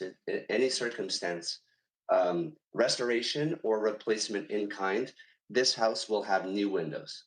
The amount of new wood that will be required to restore these windows will result in a new window. This slide shows you what's being proposed and what's currently there. We are not proposing any changes to the windows. The windows will not be vinyl windows, aluminum, steel. We will do wood windows that will replicate the exact same proportions, mountain pattern, detailing of the original windows. And our process includes an initial mock-up of one single window unit that will be compared against the original windows, and we will only proceed with the replacement of the windows once it is clear and heritage planning is satisfied that the replacement will not impact any character defining elements of this building. So the building will have an exact replica of the original windows in material and form and proportions. I also wanted to mention that as Will mentioned, that precise proportions are critical when reviewing Georgian architecture, that an alteration has been approved by heritage planning that, in my professional opinion, might be debatable, which is the addition of a second story on top of the existing garage that, in terms of impact to the proportions and the symmetry of the building, does have a significant impact. And just wanted to keep that in perspective because what we're proposing here is an exact replica, no changes to the original windows. In terms of the entrance door and portico, I also wanted to mention that in essence, this is a reinstatement of original architectural features. And it's a functional alteration because the floors inside of the house have been lowered. So it's actually not common for you to walk inside of a house and go down stairs historically. So we also based this opinion on standard 11 and standard 12 of the guidelines. This is an image of the original entrance portico. It had a pediment and a set of columns, side lights and a transom panel, and a door, a wooden door. So this was the original 30 seconds. composition. The design of the original of the architect had a larger transom panel, had 2/3 of the side lights in glass, and the bottom third would be enclosed. This is the original, and this is what's there right now. The current configuration is not heritage fabric. The alterations that we're proposing will reinstate the original side light proportions, will reinstate the original transom proportions, and the lowering of the door, in my professional opinion, will not change the character or the contribution of this building to the Heritage Conservation District. Thank you very much for your time today. Do we have any questions for our speaker? Adam. Thank you, Madam Chair, and thank you, Eric, for taking the time to speak with us today. You mentioned that the door-related alteration is a return to the original heritage fabric of the building. Are there any accessibility-related considerations as well with this? Absolutely. And I also wanted to mention that this is not an institutional building, this is a residential building. And there's many of these beautiful buildings in Rosedale that rely on patrons like the homeowners to restore and to allow for these buildings to remain in our city for the next 100 years and contributing to the character of our city. So a family is going to move in, and a family that will require functionality and accessibility. So the lowering of the entry steps will allow better functionality and accessibility of the house. And it is designed in a way that maintains the original proportions and the design intent of the architect, of the original architect of the building. Are there other questions for our speaker? Adam. Thank you, Madam Chair, and thank you, Eric. You mentioned a third consideration is not presently within the report before us, which is an addition above the garage. I'll wait to hold this question for staff. Never mind. Thank you. Other questions for our speaker? Seeing none, thank you very much for being with us today. My pleasure. Thank you so much. And now moving on to questions of staff. Adam. Thank you, Madam Chair.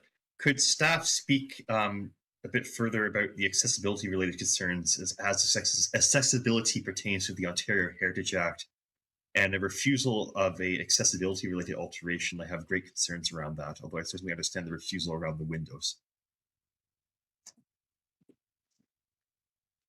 Through you, Madam Chair, notwithstanding the presenter's comments, we never reviewed this building in relation to accessibility. That was never brought up as a concern by the owner. The building is inaccessible through the front door and remains so in the proposed alteration. Other questions for staff? Paul?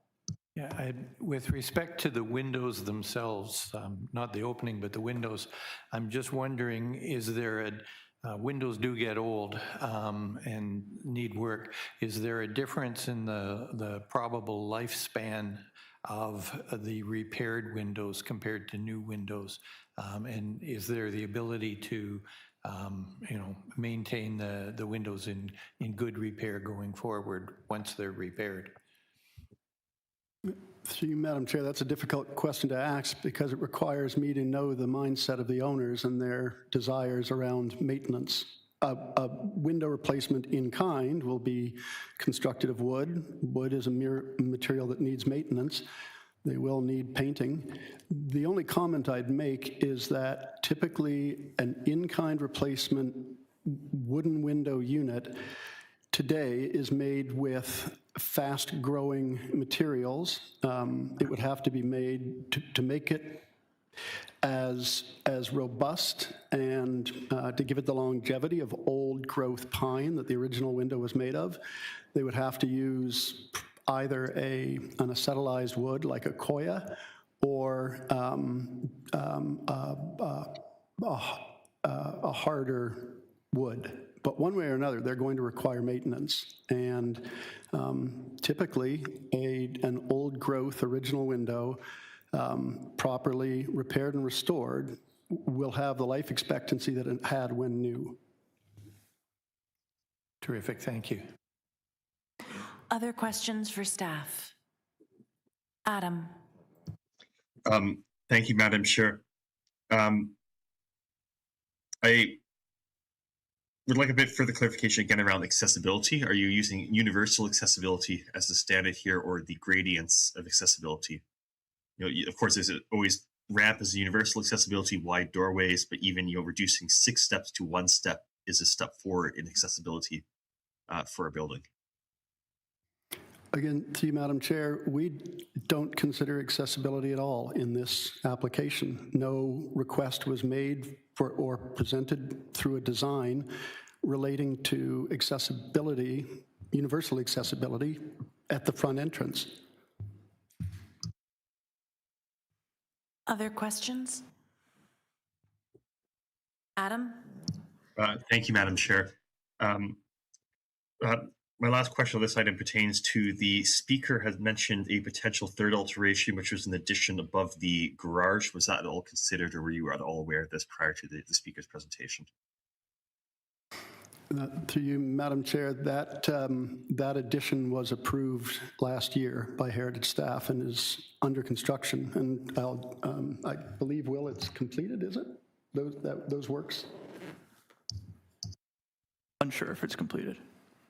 But yes, to you, Madam Chair, those works were approved as a heritage alteration. Thank you very much. Other questions? Seeing none, discussion amongst ourselves. Adam. Thank you, Madam Chair. I'm deeply concerned about the disconnect here around accessibility of the comments of the owner's representative versus those of city staff, and I encourage there to be further dialogue between the two parties regarding this matter. Other comments? Seeing none, I have a staff report with a recommendation before us. Would anybody like to move the recommendation in the report? I will move it. All those in favor?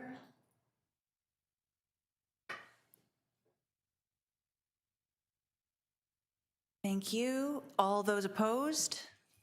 One Adam opposing.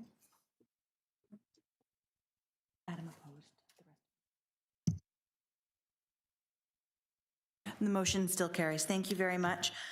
Moving on now to PB 40.8, 1909 Yonge Street.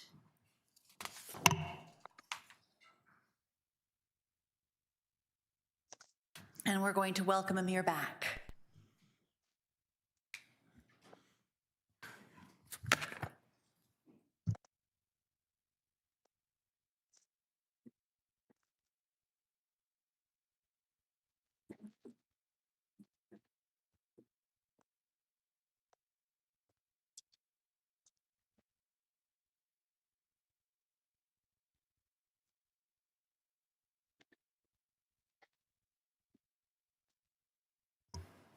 Alrighty. Good morning again, Madam Chair and members of the board. My name is Amir Nisan. I am a planner with the development review team here at Heritage Planning. And before you is item PB 40.8 regarding 1909 Yonge Street alterations to a designated heritage property under Section 33 of the Ontario Heritage Act and authority to amend heritage easement agreements. Next slide, please. Thank you. This slide displays the context map with the subject site's location highlighted in red.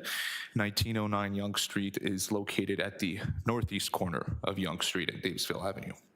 The property was designated under Section 29 of the Ontario Heritage Act in 2022. Next slide, please. This slide includes photos of the pre-existing condition of the subject site. The existing building at 1909 Yonge Street dates back to circa 1890 and has design value as a late 19th century, late Victorian vernacular two-story building. It also has contextual value for its contribution to the character of the east side of Yonge Street between Davisville Avenue and Millwood Road, which features remnants of late 19th and early 20th century buildings that were once the center of the historic village of Davisville. Next slide, please. In July of 2022, City Council approved the alterations to the adjacent heritage building at 1913 Yonge Street in conjunction with the accepted settlement offer for a redevelopment proposal that involved 2 residential towers on the lands known as 1913 to 1951 Yonge Street. The subject of this report is alterations to the property at 1909 Yonge Street to integrate it into the adjacent development at 1913 to 1951 Yonge Street. The ground floor plan on the left shows the council-approved development of the adjacent site with the integration of the commercial Main Street building at 1913 Yonge Street. The ground floor plan on the right shows how the existing heritage building at 1909 Yonge Street is proposed to be integrated into the adjacent development. Next slide, please. And so this slide displays the proposed alterations to the existing heritage building. The alterations highlighted in blue are restoration-based, focusing on the reinstatement of architectural elements that have since been removed. The alterations in red are focused on the rehabilitation of the property, which include removing unsympathetic additions and altering the rear east elevation to incorporate commercial programming on the site. Next slide, please. The proposed west elevation on the left shows how the existing heritage building will be retained in situ and restored based on archival evidence and photos such as the one on the right from circa 1900. Next slide, please. This is the south elevation, the other front-facing facade that fronts onto Davisville Avenue. And part of the restoration strategy includes the reinstatement of window shutters and a new veranda to match the original based on archival evidence, as we can see on the right. Next slide, please. And this is the final slide. The final slide includes the proposed rendering of the southeast elevation of the existing heritage building. The proposal includes alterations to the rear of the existing heritage building to allow for a one-story addition and the integration of the building at 1909 Yonge Street into the adjacent approved development. Heritage planning staff are supportive of the application and the proposed conservation strategy as outlined in the HIA. And so for the reasons outlined in this presentation and in the staff report, staff are recommending that the application be approved. Thank you. Thank you very much. We have architects from GBCA on the phone to answer questions. So I'll just, if my fellow members have questions for them. Adam. Thank you, Madam Chair. I have a few different questions, and I'm hoping these can be triaged between city staff and GBCA. I think, so we're just going to ask questions of GBCA right now, yeah. And then the triage I will start with asking them the questions, and if they can't answer, then it'll go over to the city staff and we ask them questions. Okay, so let's get started. Thank you, Madam Chair. Yes. The masonry restoration, has there been an investigation into whether this building has single color masonry in terms of red brick as depicted in the renderings of the restoration or dichromatic masonry?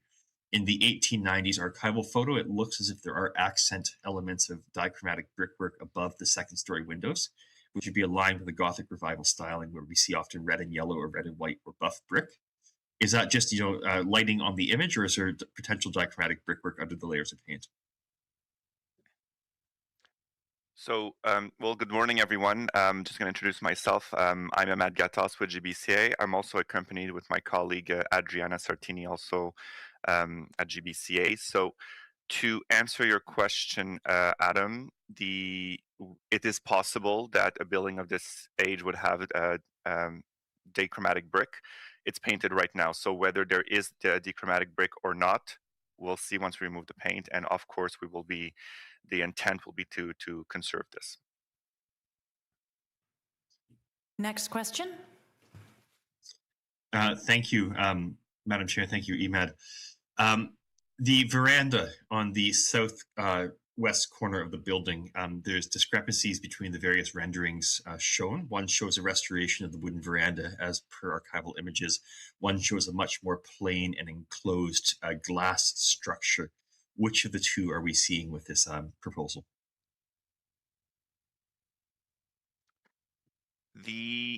Is there an image you can show? I have to look at the staff report just a I second. think it's probably page 18 of the report. Adam, just as a point of clarification, there's the front one that's being restored that's wooden, and there's one at the rear, which is glass. Yes, so I'm referring to the one at the front because it switches back and forth in the different documents between being a fully restored wooden veranda with all that ornamentation and a very plain enclosed glass one. I also know that the rear has the POP space. That also has a glass element, but that front veranda, it switches back and forth throughout the document.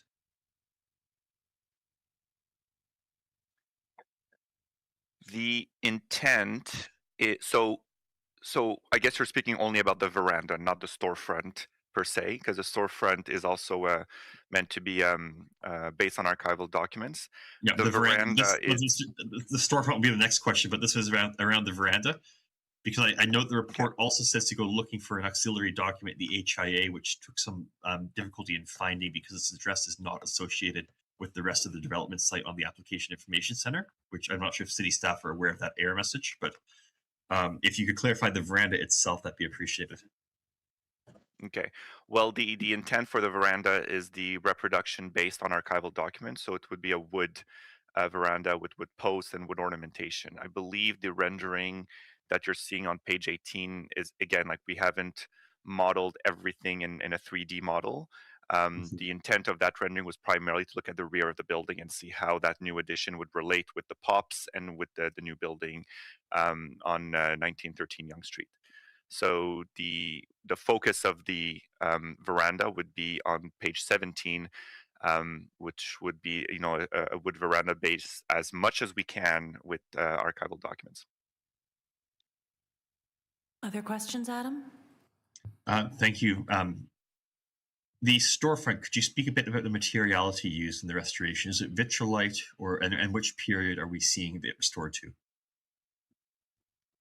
So so we do have the archival photograph that shows it would have been an early 20th century storefront, and we've also looked at pattern books of what storefronts of that time period would have looked like. So we did some investigation to attempt to, as much as we can, be respectful of these proportions and that style by essentially integrating a base, the main glass, a transom, a recessed storefront, etc., etc. In terms of materials, I believe what's being proposed right now, and Adriana, feel free to jump in.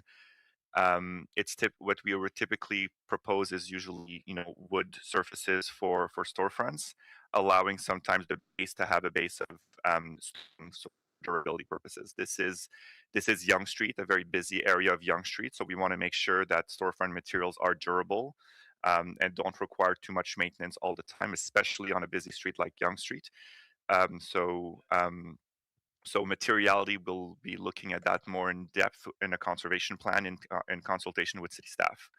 So, but typically what we've done for storefronts is wood for pilasters, for signage bands, for brackets, and aluminum for the actual storefront window and door. And then for the base, sometimes we go with wood if we do have good archival documentation, or if we don't, we sometimes allow a base of wood. But this is something that we will do in the course of preparing the conservation plan. Also, we would like to note that typically when we provide storefront designs, they always have to be considered preliminary because we still have to remove the existing storefront and potential successive layers of storefronts along the year. So if we find through the course of our incremental removals that there has been some original materials still left or traces of original materials still left, we will typically use that to inform a future storefront proposal. And sometimes through the course of conservation, if we do find things during construction, we notify heritage staff as well. So I hope that answers your questions about materials. We can give you some intents, but the confirmation will happen as we develop a conservation plan and through the course of construction, and because it's always an iterative process based on what is found on site. Thank you very much. Are there other questions for staff? Sorry, for our speaker. Adam. Thank you, Madam Chair. I have two more, and I'll try to keep them very, very brief. Roofing materiality in terms of the restoration, could you speak a bit about that? Is it going to be asphalt, slate, cedar, another material altogether? Where historical, based on archival imagery, what will we be seeing? And are the chimneys or chimney part of the restoration plan? I believe so. Currently, the roof is asphalt. Mm-hmm. So if we are to and I have to, excuse me, these are detailed questions. I have to check what has been proposed here.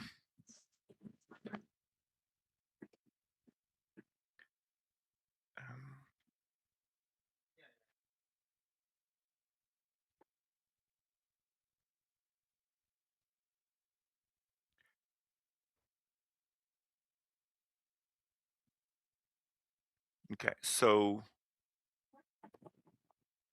to my understanding, based on our HIA, Adam, is that some archival documents that we found has indicated that the original material would have potentially been slate, but sometimes archival documents show an intention, but what was actually constructed is something very different. When we were on site, we didn't find any evidence yet to confirm that there was originally that slate was actually used on the roof.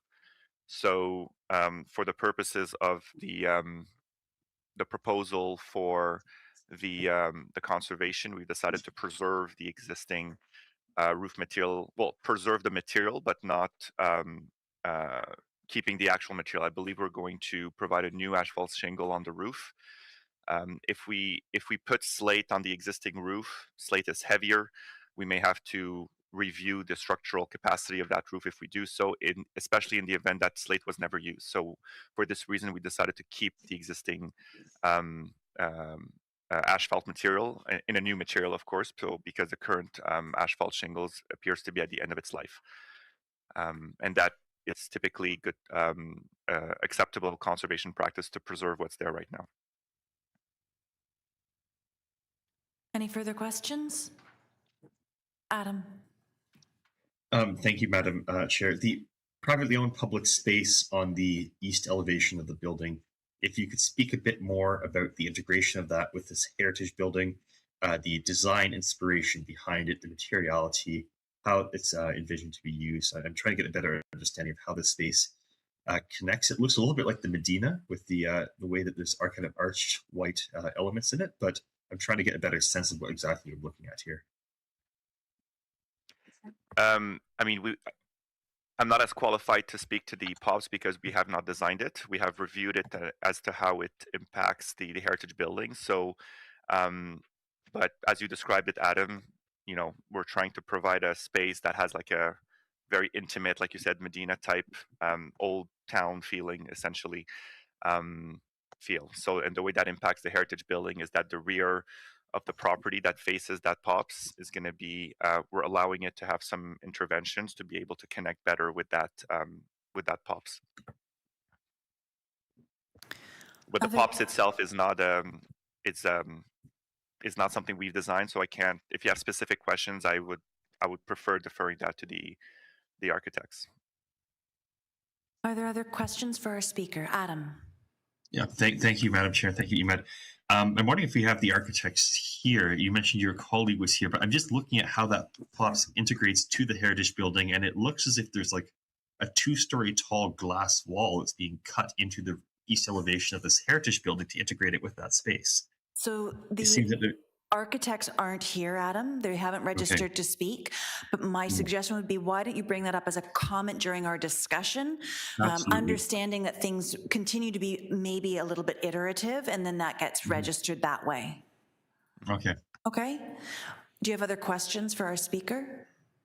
Not for the speaker. Thank you, Madam Chair. Okay, thank you very much. Moving on now to questions of staff.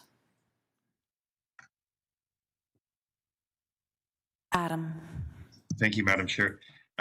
Staff, as we see this project evolve over the past few years and it continues to evolve in the future, I'm wondering procedurally if there should be a motion or how we can encourage further investigation into, for example, whether there's dichromatic or dichromatic brickwork on this building, red and yellow brick, or whether a slate roof was used, whether further consideration be given of the integration between the POPs and the heritage building. I'm just trying to figure out best how to proceed procedurally here and what staff might recommend.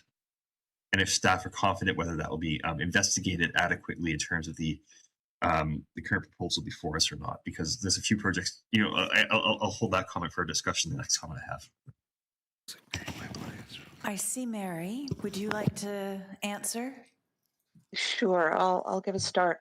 In general, the things that you are suggesting, Adam, are fundamental parts of our review of the work that goes forward.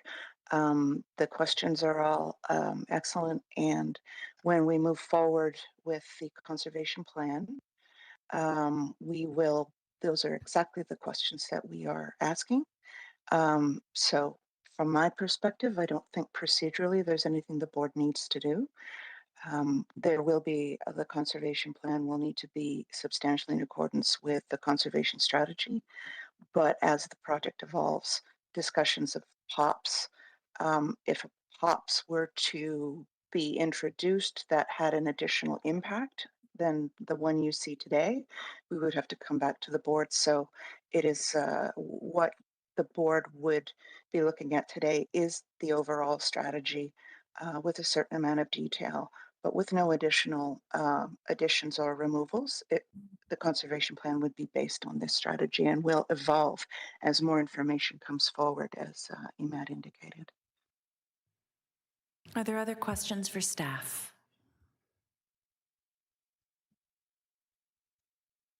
Seeing none. Discussion amongst ourselves. Adam. Thank you, Madam Chair. Thank you, Mary, for answering my question. I still continue to wonder whether a motion might be warranted, especially for encouraging further examination of those. Are you moving a motion, or are you just wondering at a motion? Because those are two I will actions. move a motion. I will move a motion and humbly request we hold this item. Okay, until, so I'm going to I hear table back from this speakers. until, please, can you very quickly and expeditiously get whatever wording it is you would like to staff? I'm doing that as we speak right now. Fantastic. At this point, Paul, take it away.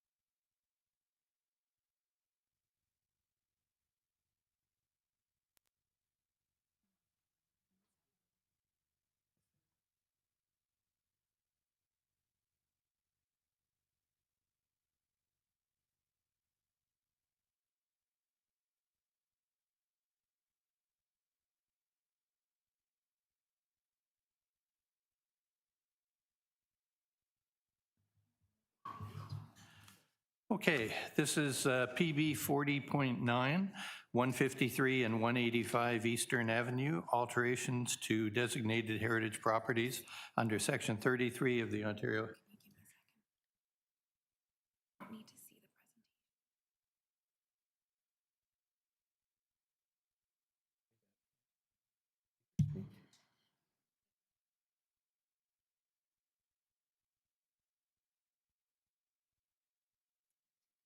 When the item comes back. Okay, okay. So we don't need to hear. Okay. Sorry. My apologies. We'll get this in the right order yet. So just to finish off, 153 and 185 Eastern Avenue, alterations to designated heritage properties under Section 33 of the Ontario Heritage Act, and authority to enter into a heritage easement agreement.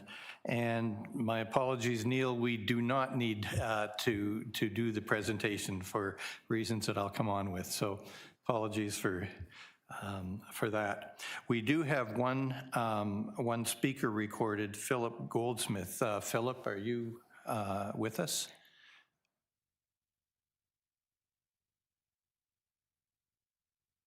Do we have Philip?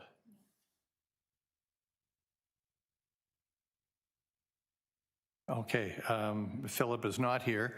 The difference in procedure on this item is that we have a motion to defer the item. So to refer back. And if we can put the motion up on the screen.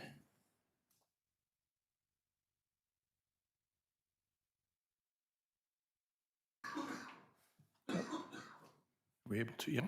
Okay. So the motion reads, the Toronto Preservation Board moves to refer item PB 40.9 to the Senior Manager, Heritage Planning, Urban Design, City Planning, and report to a future meeting of the Toronto Preservation Board. Okay. Are there any questions? Any discussion required? No? Okay, so I will move the motion, and it's necessary that this be a recorded vote. So apologies, can we get the motion back on the screen?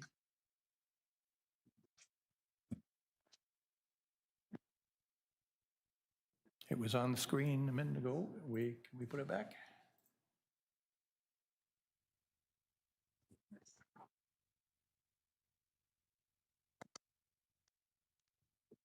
I'm just trying to get it into a size that we can actually read here. It's about size 10 font on this side.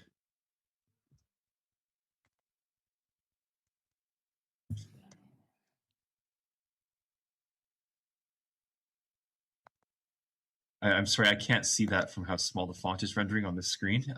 Would you like me to read it again? Yes, please. Yeah, that'd be hugely appreciated.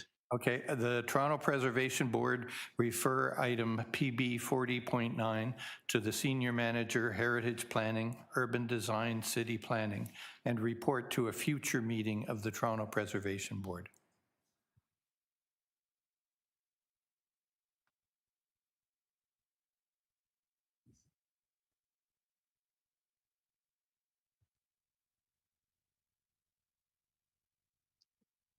Procedurally, what are we seeing here?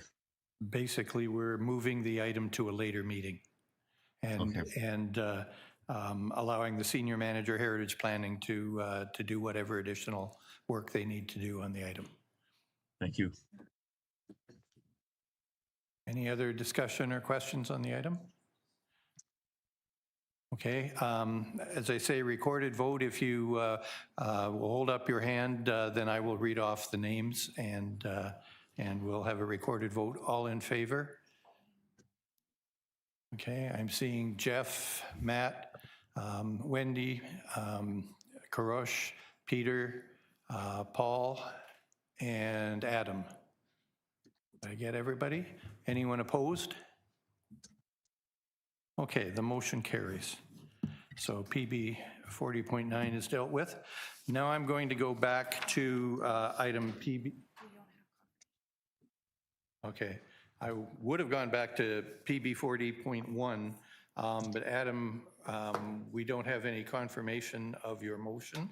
I've just sent back a request to adjust 1 or 2 words, I think we should have a motion in about 30 seconds or less. And I see Mary has responded. So let's, we can go ahead with the motion as it is, I guess. Just give the clerks a moment to have a look at it.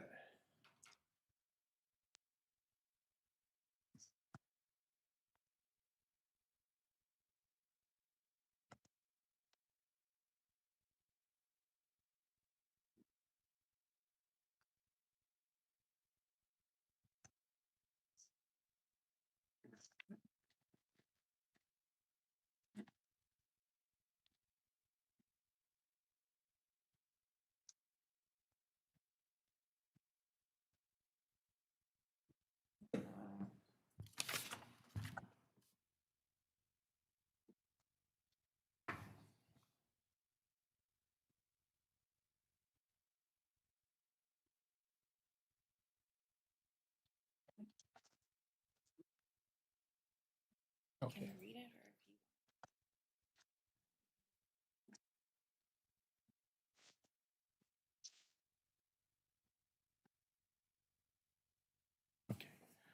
Okay, we've received the motion, Adam, and so if we could display it on the screen.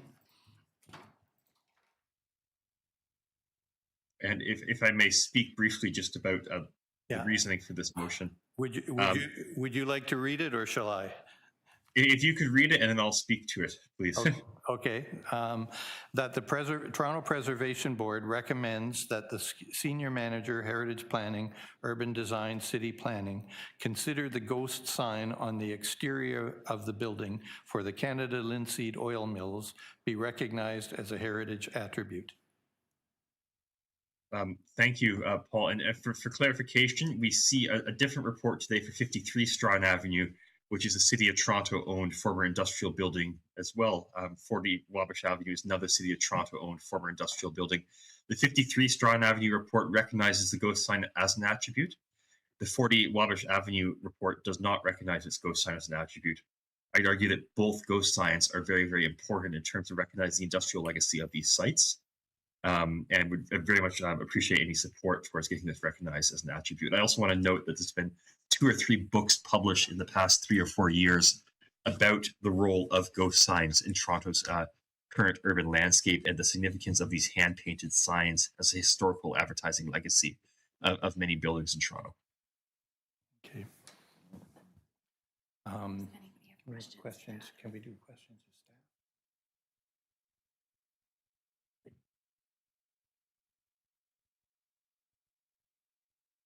staff? Speak to the motion.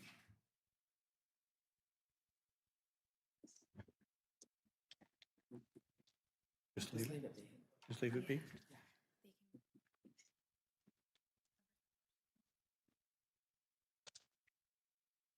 Okay. So the question, my question is, do the members have questions of Adam?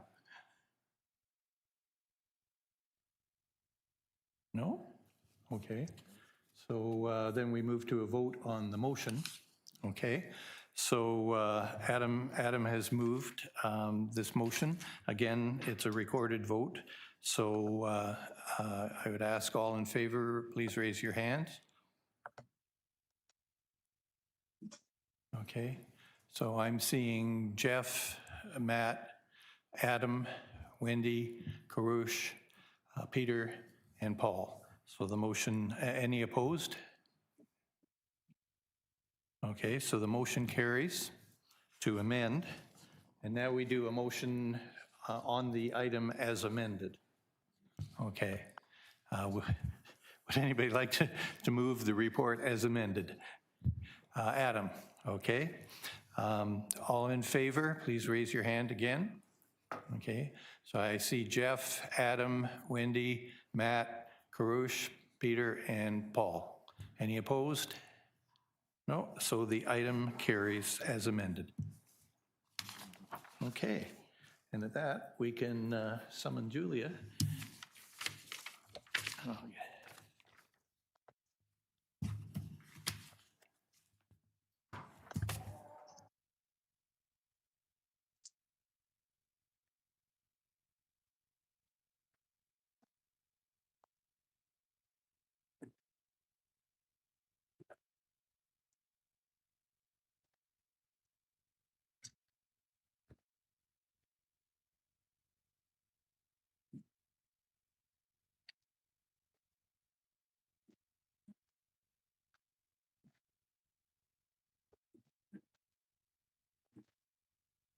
Hi, everybody.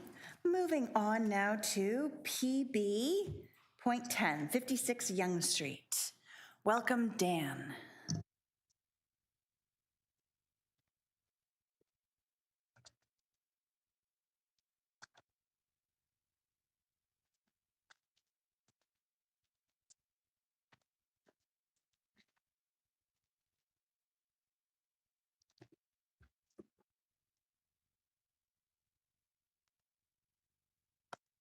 Testing.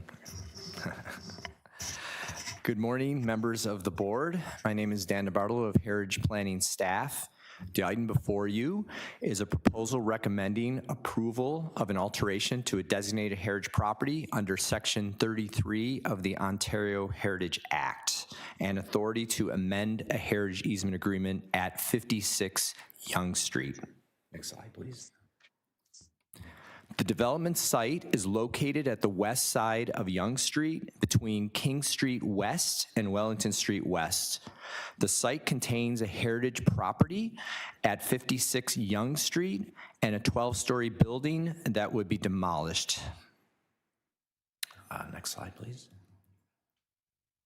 The site at 56 Yonge Street in the photo was designated in 2019 under the Ontario Heritage Act. The building was constructed in 1907 as a well-designed example of a purpose-built hotel. It is noted as a well-crafted early 20th century commercial building with Edwardian classical styling and contributes contextually to the character of Lower Yonge Street. The property at the right portion of the slide, you can see part of it, will be demolished. Next slide, please. The proposed development would demolish the existing 12-story commercial building at 60 Yonge Street and replace it with a 65-story mixed-use building.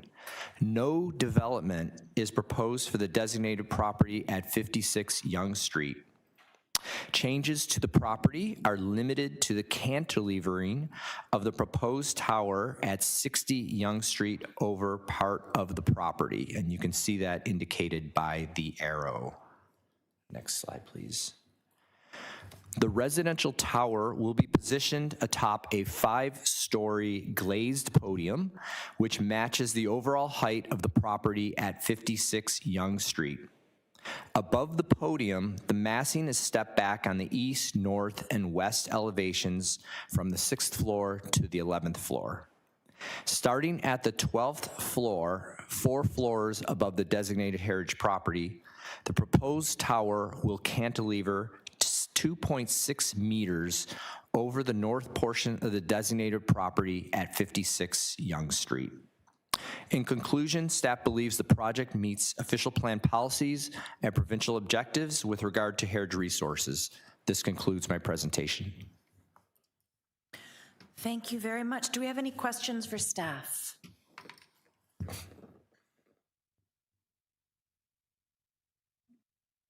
Just waiting for the members to come back up. Adam.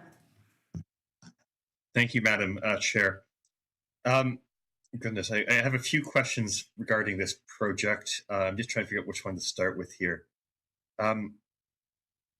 Let's start with, in the report, there's about 6 or 7 different addresses referenced in connection to the site, including neighboring Commerce Court.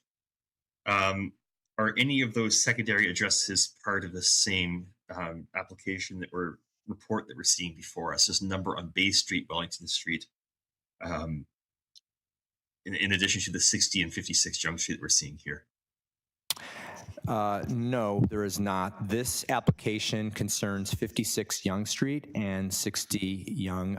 Previously, several years ago, I did not handle the project, but there was a rather large development at Commerce Court, and it actually did include 60 Yonge at that time. 60 Yonge was to be kept in situ and in full at that time, so there was a connection with that project at that time. Since that time, now in this application, the site plan and the zoning application only pertain to 56 and 60 Yonge. It's somewhat complex, but the actual alteration in itself is quite simple. Other questions? Adam?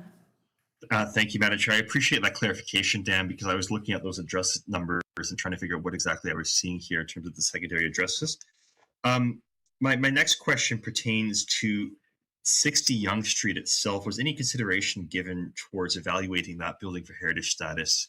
It was built in 1958 during a period of significant redevelopment in the city of Toronto. And it was home quite soon after it was built to Norwich Life Insurance, which is one of the oldest Norris Insurance, my apologies, one of the oldest insurance companies in Canada, established on Adelaide Street in 1879. And the developer was Albert Edward Lepage, working as Young Melinda Limited, who was famous all of 2 years later for being the consolidator for the Toronto Dominion Centre, the largest redevelopment project in the British Commonwealth as of 1960. It's a precursor to the TD Centre. Just wondering if any consideration was given to that building, especially as it seems that their previous proposal was to retain it in situ as whole. Okay, through the chair, I cannot give specifics. However, I do know that our policy team did evaluate that property, and it was determined not to meet the provincial standards with regard to designation under the Ontario Heritage Act. I don't know if policy wants to opine further on that.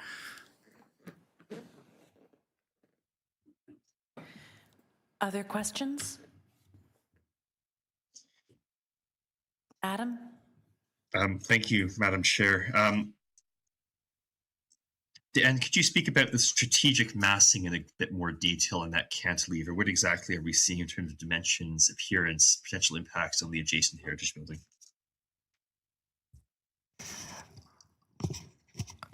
Right now, it's a zoning. We don't have specifics. However, I can give you an indication to the massing. The massing will be, as I mentioned, it's 4 stories above the heritage building. It projects, it's a piece that projects 2.6 meters. It projects from the north shared property line of the property. So from Yonge Street, you're really just going to see that 2.6 meter projection that projects southward from the shared property line. I don't have specific details. Those typically come further down the process in terms of the exact materiality. Other questions for staff? Adam? I'll hold this question because what we're seeing here seems to be an alteration rather than a designation that had pertained to the property's use as a Spanish flu hospital, but I'll hold it for now. Okay. Are there other questions from the rest of my members? Seeing none, thank you very much. Is there any discussion amongst ourselves? Yes, Adam. Madam Chair, potential motion regarding both the Sorry, strategic Adam, mass. potential or actual? Actual, I'm sending it to clerks right now. Then I've got to table this. Thank you. Thank you. Adam, I would ask, does it pertain to the alterations and the motion ahead of us, or is it an item, like just make sure that it pertains and is germane to the report that's before us? It is, yes. Okay. All right, we get a good news story as we wait. It's the Heritage Grants. Welcome, Meredith. Should I leave? Welcome, Alex, with as much enthusiasm. Guess I'll leave.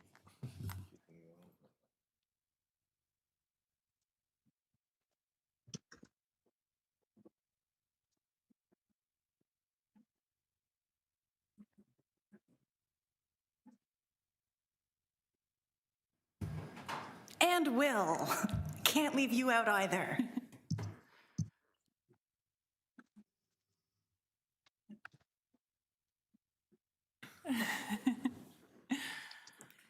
Good morning, Madam Chair and members of the board. My name's Alex LaRose, and I'm an assistant heritage planner with the City of Toronto. Today, I'll be presenting PB 40.11, the 2026 Toronto Heritage Grant Awards. Next slide, please. We're recommending the approval of 7 heritage grant applications, which span across 3 of the wards as depicted shown on this map. Next slide, please. This year marks 40 years of the Toronto Heritage Grant Program, which has provided matching grant funds for eligible heritage conservation work to owners of properties that are designated under Part 4 or Part 5 of the Ontario Heritage Act. Owners of house form buildings may receive up to 50% of their costs to a maximum of $10,000 every 5 years, or if we're replacing an entire cedar or slate roof assembly, up to $20,000 every 10 years. Owners of non-house form buildings and any tax-exempt properties, including house form buildings, may be eligible for a grant equivalent to 50% of the costs of eligible conservation work with no maximum limit. Next slide, please. 55 Castle Frank Road is the first property being recommended for the 2026 Heritage Grant Program. This property is designated under Part 5 of the Ontario Heritage Act and is located in the South Rosedale Heritage Conservation District. We're recommending an award of $10,000 be given for the masonry restoration of the primary facade. Next slide, please. 9 Laurier Avenue is designated under Part 5 of the Ontario Heritage Act and is located in Cabbagetown North. We're recommending $10,000 be provided to this applicant for the restoration of their wood balcony and front door. It's worth mentioning that the neighboring property at 11 Laurier Avenue was approved for a similar scope of work in the 2025 cycle of the grant program, and if approved, this will be a joint venture between 9 and 11 Laurier Avenue. 505 Ontario Street is designated under Part 5 of the Ontario Heritage Act and is located in the Cabbagetown Northwest Heritage Conservation District. We're recommending an award of $10,000 be provided for the restoration of the wood door, which includes the removal of the non-heritage storm door. Next slide, please. 58 Rose Avenue is designated under Part 5 of the Ontario Heritage Act and is located in Cabbagetown Northwest. We're recommending a grant of $20,000 be provided for the restoration of the slate roof and the wood dormers. Next slide, please. 138 Spruce Street is designated under Part 5 of the Ontario Heritage Act and is located in Cabbagetown South Heritage Conservation District. We're recommending a grant of $10,000 be provided for the removal of the non-original windows and doors on the primary elevation and replacement with new compatible wood units. Next slide, please. The final capped project being recommended for an award is 8 Whitney Avenue, which is located in North Rosedale. We're recommending a grant of $20,000 be provided for the restoration of the slate roof. Next slide, please. We also have one uncapped project that we're recommending for the Heritage Grant this cycle, and that's 2154 Dundas Street West, which is designated under Part 4 of the Ontario Heritage Act. This building was originally home to the B.F. Harvey Company factory and was later converted to residential units, which are now used by the Toronto Standard Condo Corporation. $30,000 is being recommended for masonry repairs at this property. Next slide, please. And I'd like to wrap up this presentation by announcing that we're holding another round of the Heritage Grant Program applications. The required materials are specified on our website, and they're due March 13th of this year. Any questions can be directed to myself or my colleague Meredith, and our contact information is provided on the screen. Thanks for your time. Thank you very, very much. Are there questions of staff on this item? Yeah, Peter. I might have this wrong, but I noticed that there was a budget for the grant program this year of $317K, and you're recommending $110K. Were there just not enough applications to spend the whole budget this year?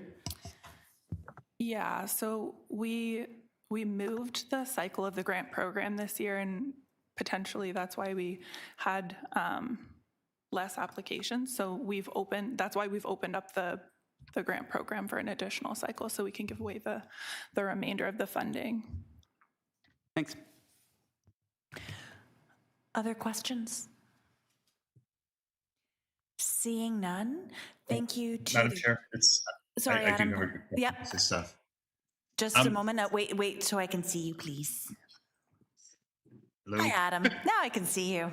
Okay, I realized it was a blue screen of death there for a moment on the display window, so my apologies if that was me that caused that. But I was wondering if staff could speak a little bit about how they notify the public of these grant opportunities. In our panel's dialogue with various associations and members of the public, a lot of them are not aware of the Heritage Grants. It's a really, really wonderful and really important program. And our panel has something like over 12,000 of the heritage properties within our catchment area. So if we know, for example, how people are being notified of this or not notified of this, it'd be very helpful moving forward. And I'm wondering if perhaps there's an opportunity for a notice to go out to every property owner or resident of a heritage designated building in the city of Toronto, advising them of this grant opportunity. Yeah, through the chair, thank you, Adam, for that question. This past year, we sent out emails to the Heritage Conservation District committees to inform many of the members or many of the residents in those areas. Going forward, we are exploring additional opportunities such as mailers or social media posts. Yep. Thank you very much. Any other questions? Mary, hi. Hi. Thanks. I just wanted to add something to what Alex said. We would certainly be grateful for if the panels would do what they can to promote the grant program. You have the opportunity to communicate through your own networks. That would be greatly appreciated. I will note that we used to send out thousands of cards at great expense to all eligible people. We used to have really nice postcards. We loved doing it, but it usually only yielded 3 or 4 people, so it just was not cost effective. So our heritage staff are trying to get the word out through the conservation district groups as possible and make direct contact where there is not a conservation group in action. So, but feel free to send anybody to our website, and if they meet the eligibility and they submit an application, we'd be very pleased to consider. Other questions? Jeff, I'm going to let Jeff have a turn there, Adam, and then we'll go back to you. Yeah, I agree. This is an issue. Communications is really important to get the word out. And I understand from Mary that I guess it's easier to connect with HCDs because they've often got a committee that has a role.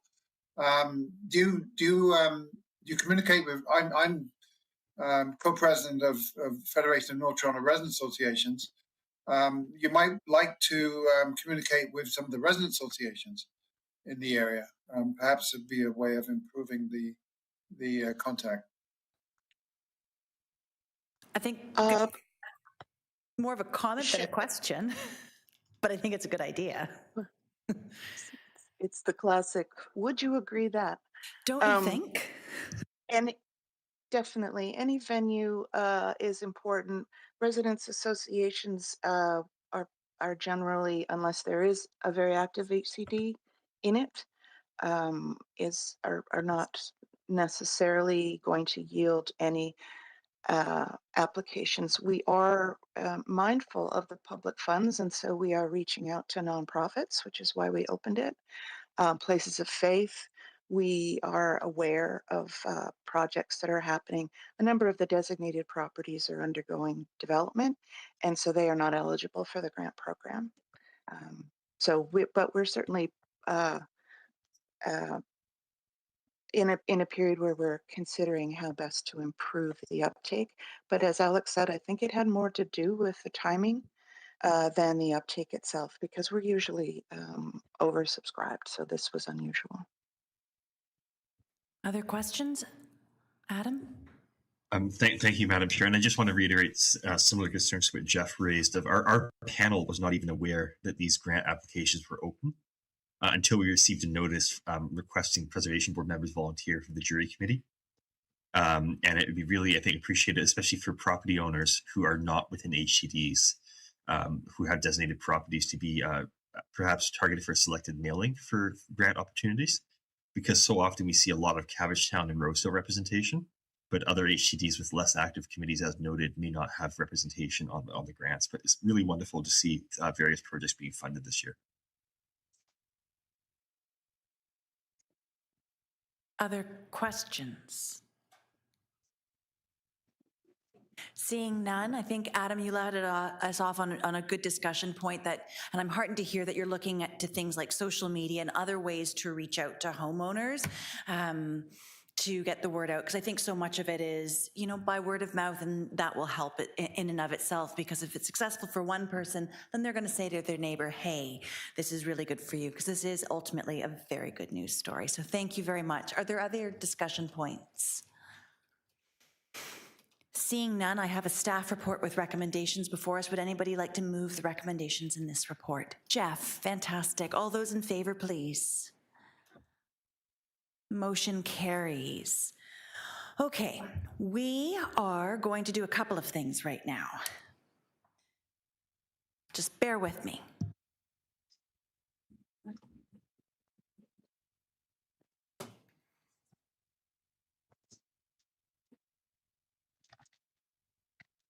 We're going to do a motion to extend the meeting to finish the agenda.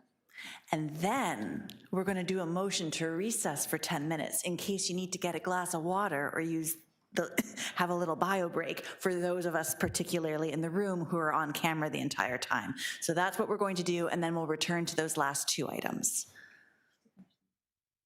So, motion number one. We're getting all of the procedure today. We don't need to display it. Okay, so we have a motion to extend the meeting to the conclusion of the agenda. All those in favor? Fantastic. Motion carries. And now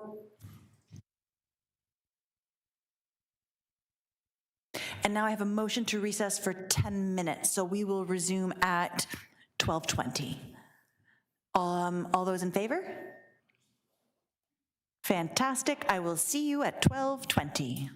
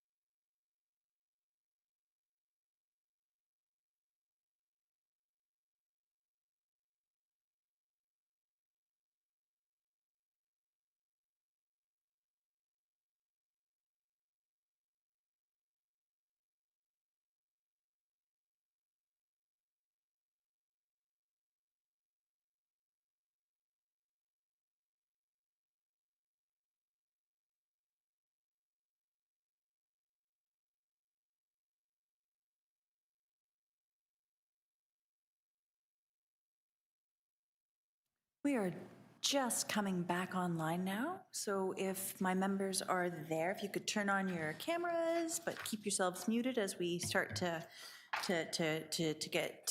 dispatch these last couple of items.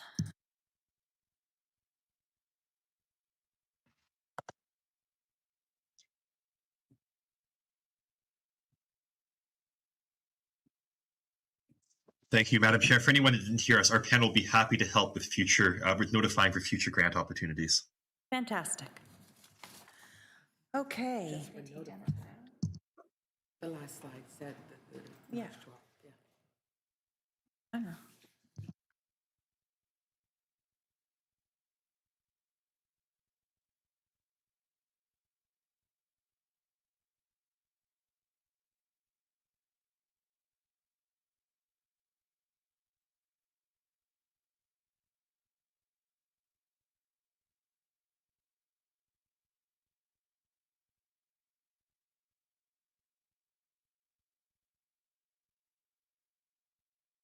We're back at PB 40.8. And what we have before us, so this is 1909 Yonge Street. And so the motion before us, which will get displayed as well, and then I'll read it, that the Toronto Preservation Board requests the Senior Manager, Heritage Planning, Urban Design, City Planning to consider the following when reviewing the conservation plan. A, further investigation be done into whether diachromatic or polychromatic exists at 1909 Yonge Street and mandate that any such details be restored. B, further investigation into historic roofing material and mandate that any such materials be restored. And C, alternate integration between the historic 1890s general store building and the proposed privately owned public space. So that's We are missing a word, and 1A, it should be masonry after polychromatic. Okay, masonry after dichromatic or polychromatic masonry Yep. exists. That's fine. All right, so Adam, you have, do you have anything further you want to sort of speak to on these as the mover of this amendment? Yes, thank you, Madam Chair. This building is quite significant in the history of Davisville and Yonge Street as a whole. It's going to be a gem when it's restored as this late 19th century general store shop. And I'm just hoping to cover the bases for the first two there around the historic materiality of the building. I understand it's generally reviewed with conservation plans, but I just hope to have all the bases covered to encourage that it's not missed if the plans are revised again. And there's been, unfortunately, one or two projects over time that I'm aware of within our panel catchment area where historic masonry details were unfortunately lost during a restoration project as the investigation was not done before the conservation plan, including 439 Queen Street and 15 Glenmorris Street. So that's my justification for those two there. And the third point pertaining to the privately owned public space, as you approach the building from the east towards Yonge Street along Davisville Avenue, I just hope that there might be an alternate way of integrating this publicly owned private space or privately owned public space and the heritage building. I'm always hesitant to see a two-story tall opening cut into the side of a two-story tall heritage building, and it drastically alters the appearance of the building as you approach Yonge Street from the east. So I'm hoping we can find an alternate way of integrating those two spaces, and it seems today that that was not something that the heritage consultant had readily available, and I'm hoping there's an opportunity for revised plans and revised discussions or further discussions around that matter. Thank you. Now opened up to discussion amongst your fellow members about the proposed amendment. Any comments? I'll offer that, you know, with all due respect, I think there's a certain redundancy to what's before us that I think through the process of investigation leading into the conservation plan that these things would inherently be considered. And I'm satisfied with the presentation that we heard and the answers that we received, both from the consultant and from staff, that they would look into that, because this is such a prominent corner property at Davisville and Yonge Street. And the intent is to restore it to its historic passed to the best of its ability. So just my 2 cents is I think that has already been captured through our discussions today. I appreciate that my colleague is concerned and also shares my love of this particular building and desire to see it restored. But I think that's already being done, in my opinion. Are there other points of discussion?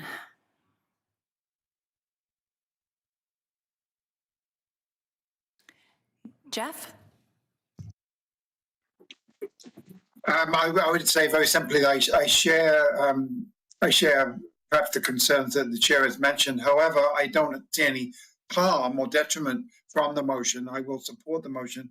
I'm a bit of a local resident. I walk over to Yonge and Davisville quite frequently, and I was very, frankly, very pleased to see this happen, because the changes that were made to the current building are detrimental, and this may well be a much better solution. Although with a huge tower beside it, but that's part of North Toronto. Thank you. Thanks, Jeff. Anybody else? Seeing none, we're voting on the amendment before us that has been moved by Adam. All those in favor, please raise your hand. 1, 2, 3, 4. All those opposed?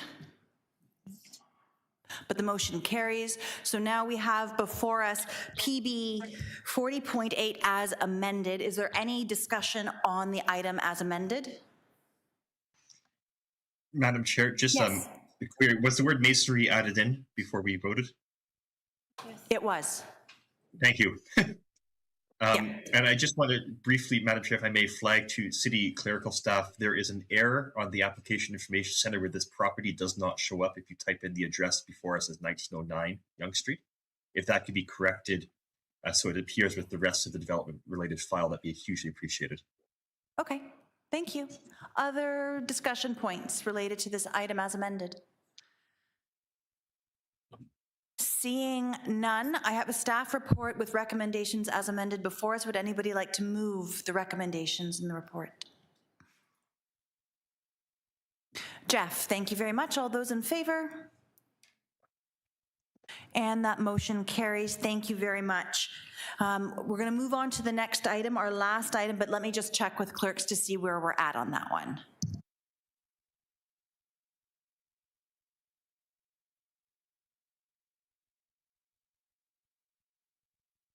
So we're just going to hold tight for a few moments as we work on some of the wording here.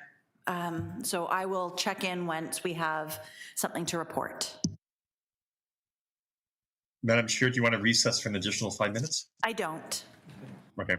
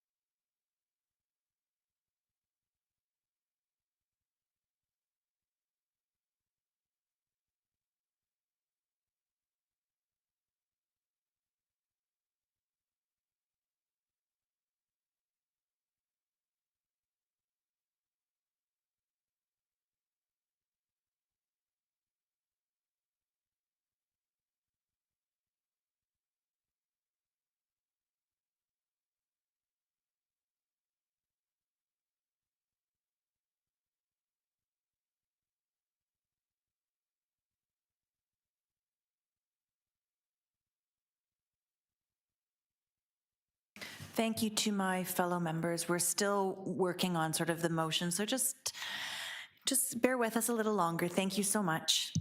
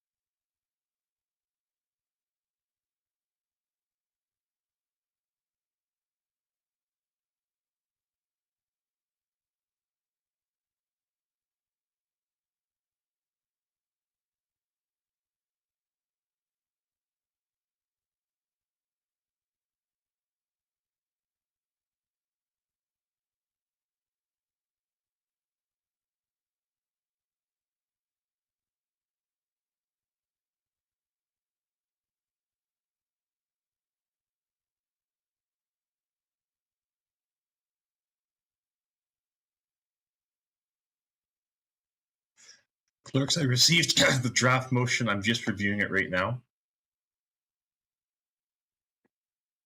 Thanks, Adam.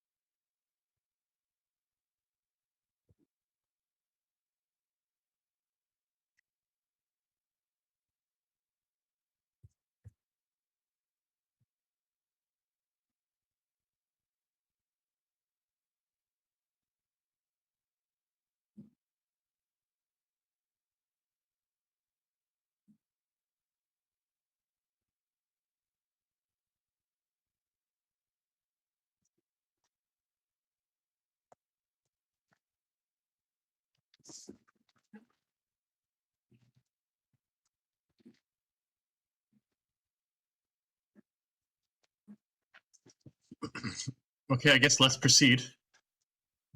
You're good, Adam? Yep. Okay. It wasn't the phrasing I was looking for. I think it might work. Okay. Okay. We'll get things sort of started, and I will sort of say this, and sometimes things absolutely happen in the moment, and clerks are amazing because they adapt to that, but there is a reason why we tend to ask, if you are going to move a motion, that you get the wording in a little bit ahead of time. We have the luxury of having our materials for a week and to read them, and it just means that we can avoid these pauses and we don't put undue stress on clerks so that we can get it right. And I think that's really important, that we get it right. So just bear with me, and then they're going to print the motion because I don't have strong enough glasses to read the screen in front of me and the itty bitty writing. So just give it 2 more seconds.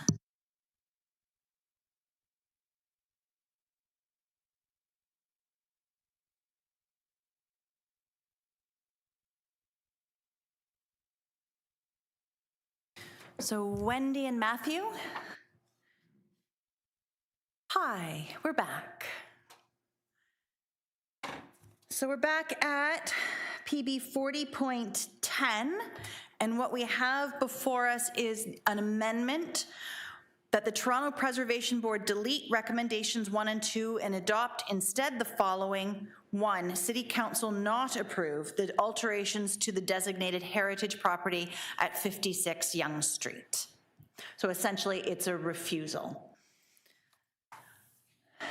Adam, do you want to speak to your amendment, and then we'll have some discussion? Thank you, Madam Chair. Beginning with the cantilever, the strategic massing above the historic hotel building, it is significant. It's 2.6 meters and only 4 meters, or my apologies, only 4 stories above the 8-story hotel, so almost half the height of the hotel. And there's already a cantilever above it. It's significant. I had requested it be reduced or eliminated to mitigate visual impacts on the heritage designated hotel building. And my other comments and concerns pertain to the adjacent building that was constructed in the 1950s from a period of significant early modernism in Toronto. It's a hugely significant insurance company that was there for years, Norwich. It was established in Toronto in the 1870s. When that building opened in the late 1950s, members of the British aristocracy flew over for the opening ceremony, including Sir Bignold, who was one of the her family founded the insurance company. Also, the developer had an early connection, and only 2 years later was responsible for the consolidation and the early creation of the TD Dominion Centre.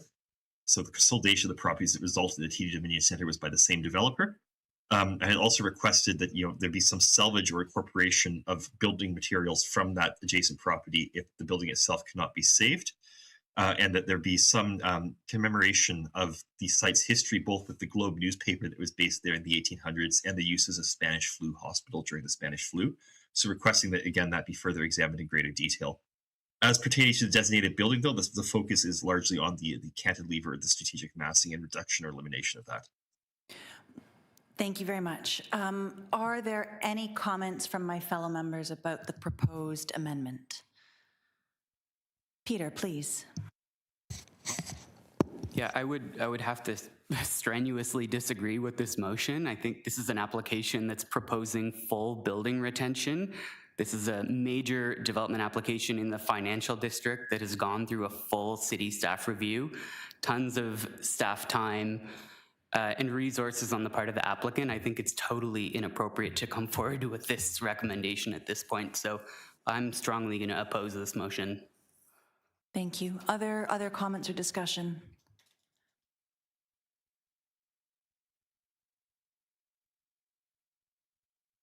I share, Peter, your sentiment, and thank you very much for sharing that. While I really appreciate the history that's been brought up about the adjacent property, what we have before us is a report on alterations to 56 Yonge Street. So trying to keep what we're being asked to do in front of us. Adam, absolutely. Thank you, Madam. I think part of the complexity with this as well is we're seeing a report pertaining to designation of a 56 Yonge Street, but the project itself is on the neighboring 60 Yonge Street site, which I have raised concerns about. So how the two addresses relate to each other is another great question I have. But as for justification, there was also 4 separate motions that I initially proposed that were consolidated down to this one here. But it looks like what we're seeing here is it 2 separately owned properties or just one? The same property owner on both? Because we're in discussion amongst ourselves. I would have, unfortunately, that would have been something we might wanted to have clarified prior to moving into this and trying to keep us on track. What we have before us is a motion to amend presented by Mr. Wynn. Is there any more discussion points upon that motion? Seeing none, we're going to move into a vote. All those in favor, please raise your hand. 2. All those opposed, please raise your hand. 6. The item does not carry. Sorry. The motion doesn't carry. We have what's before us, the original, like in its original form, the staff report. Is there any further discussion upon that report amongst ourselves? Seeing none, I have a staff report with recommendations before us. Would anybody like to move the recommendations in that report? Peter, thank you very much. All those in favor, please raise your hand. 6. All those opposed? 2. The motion carries. That concludes our agenda today. We have 2 in March, so I will see everybody in about a month's time. Take care of yourselves and keep warm. Thank you.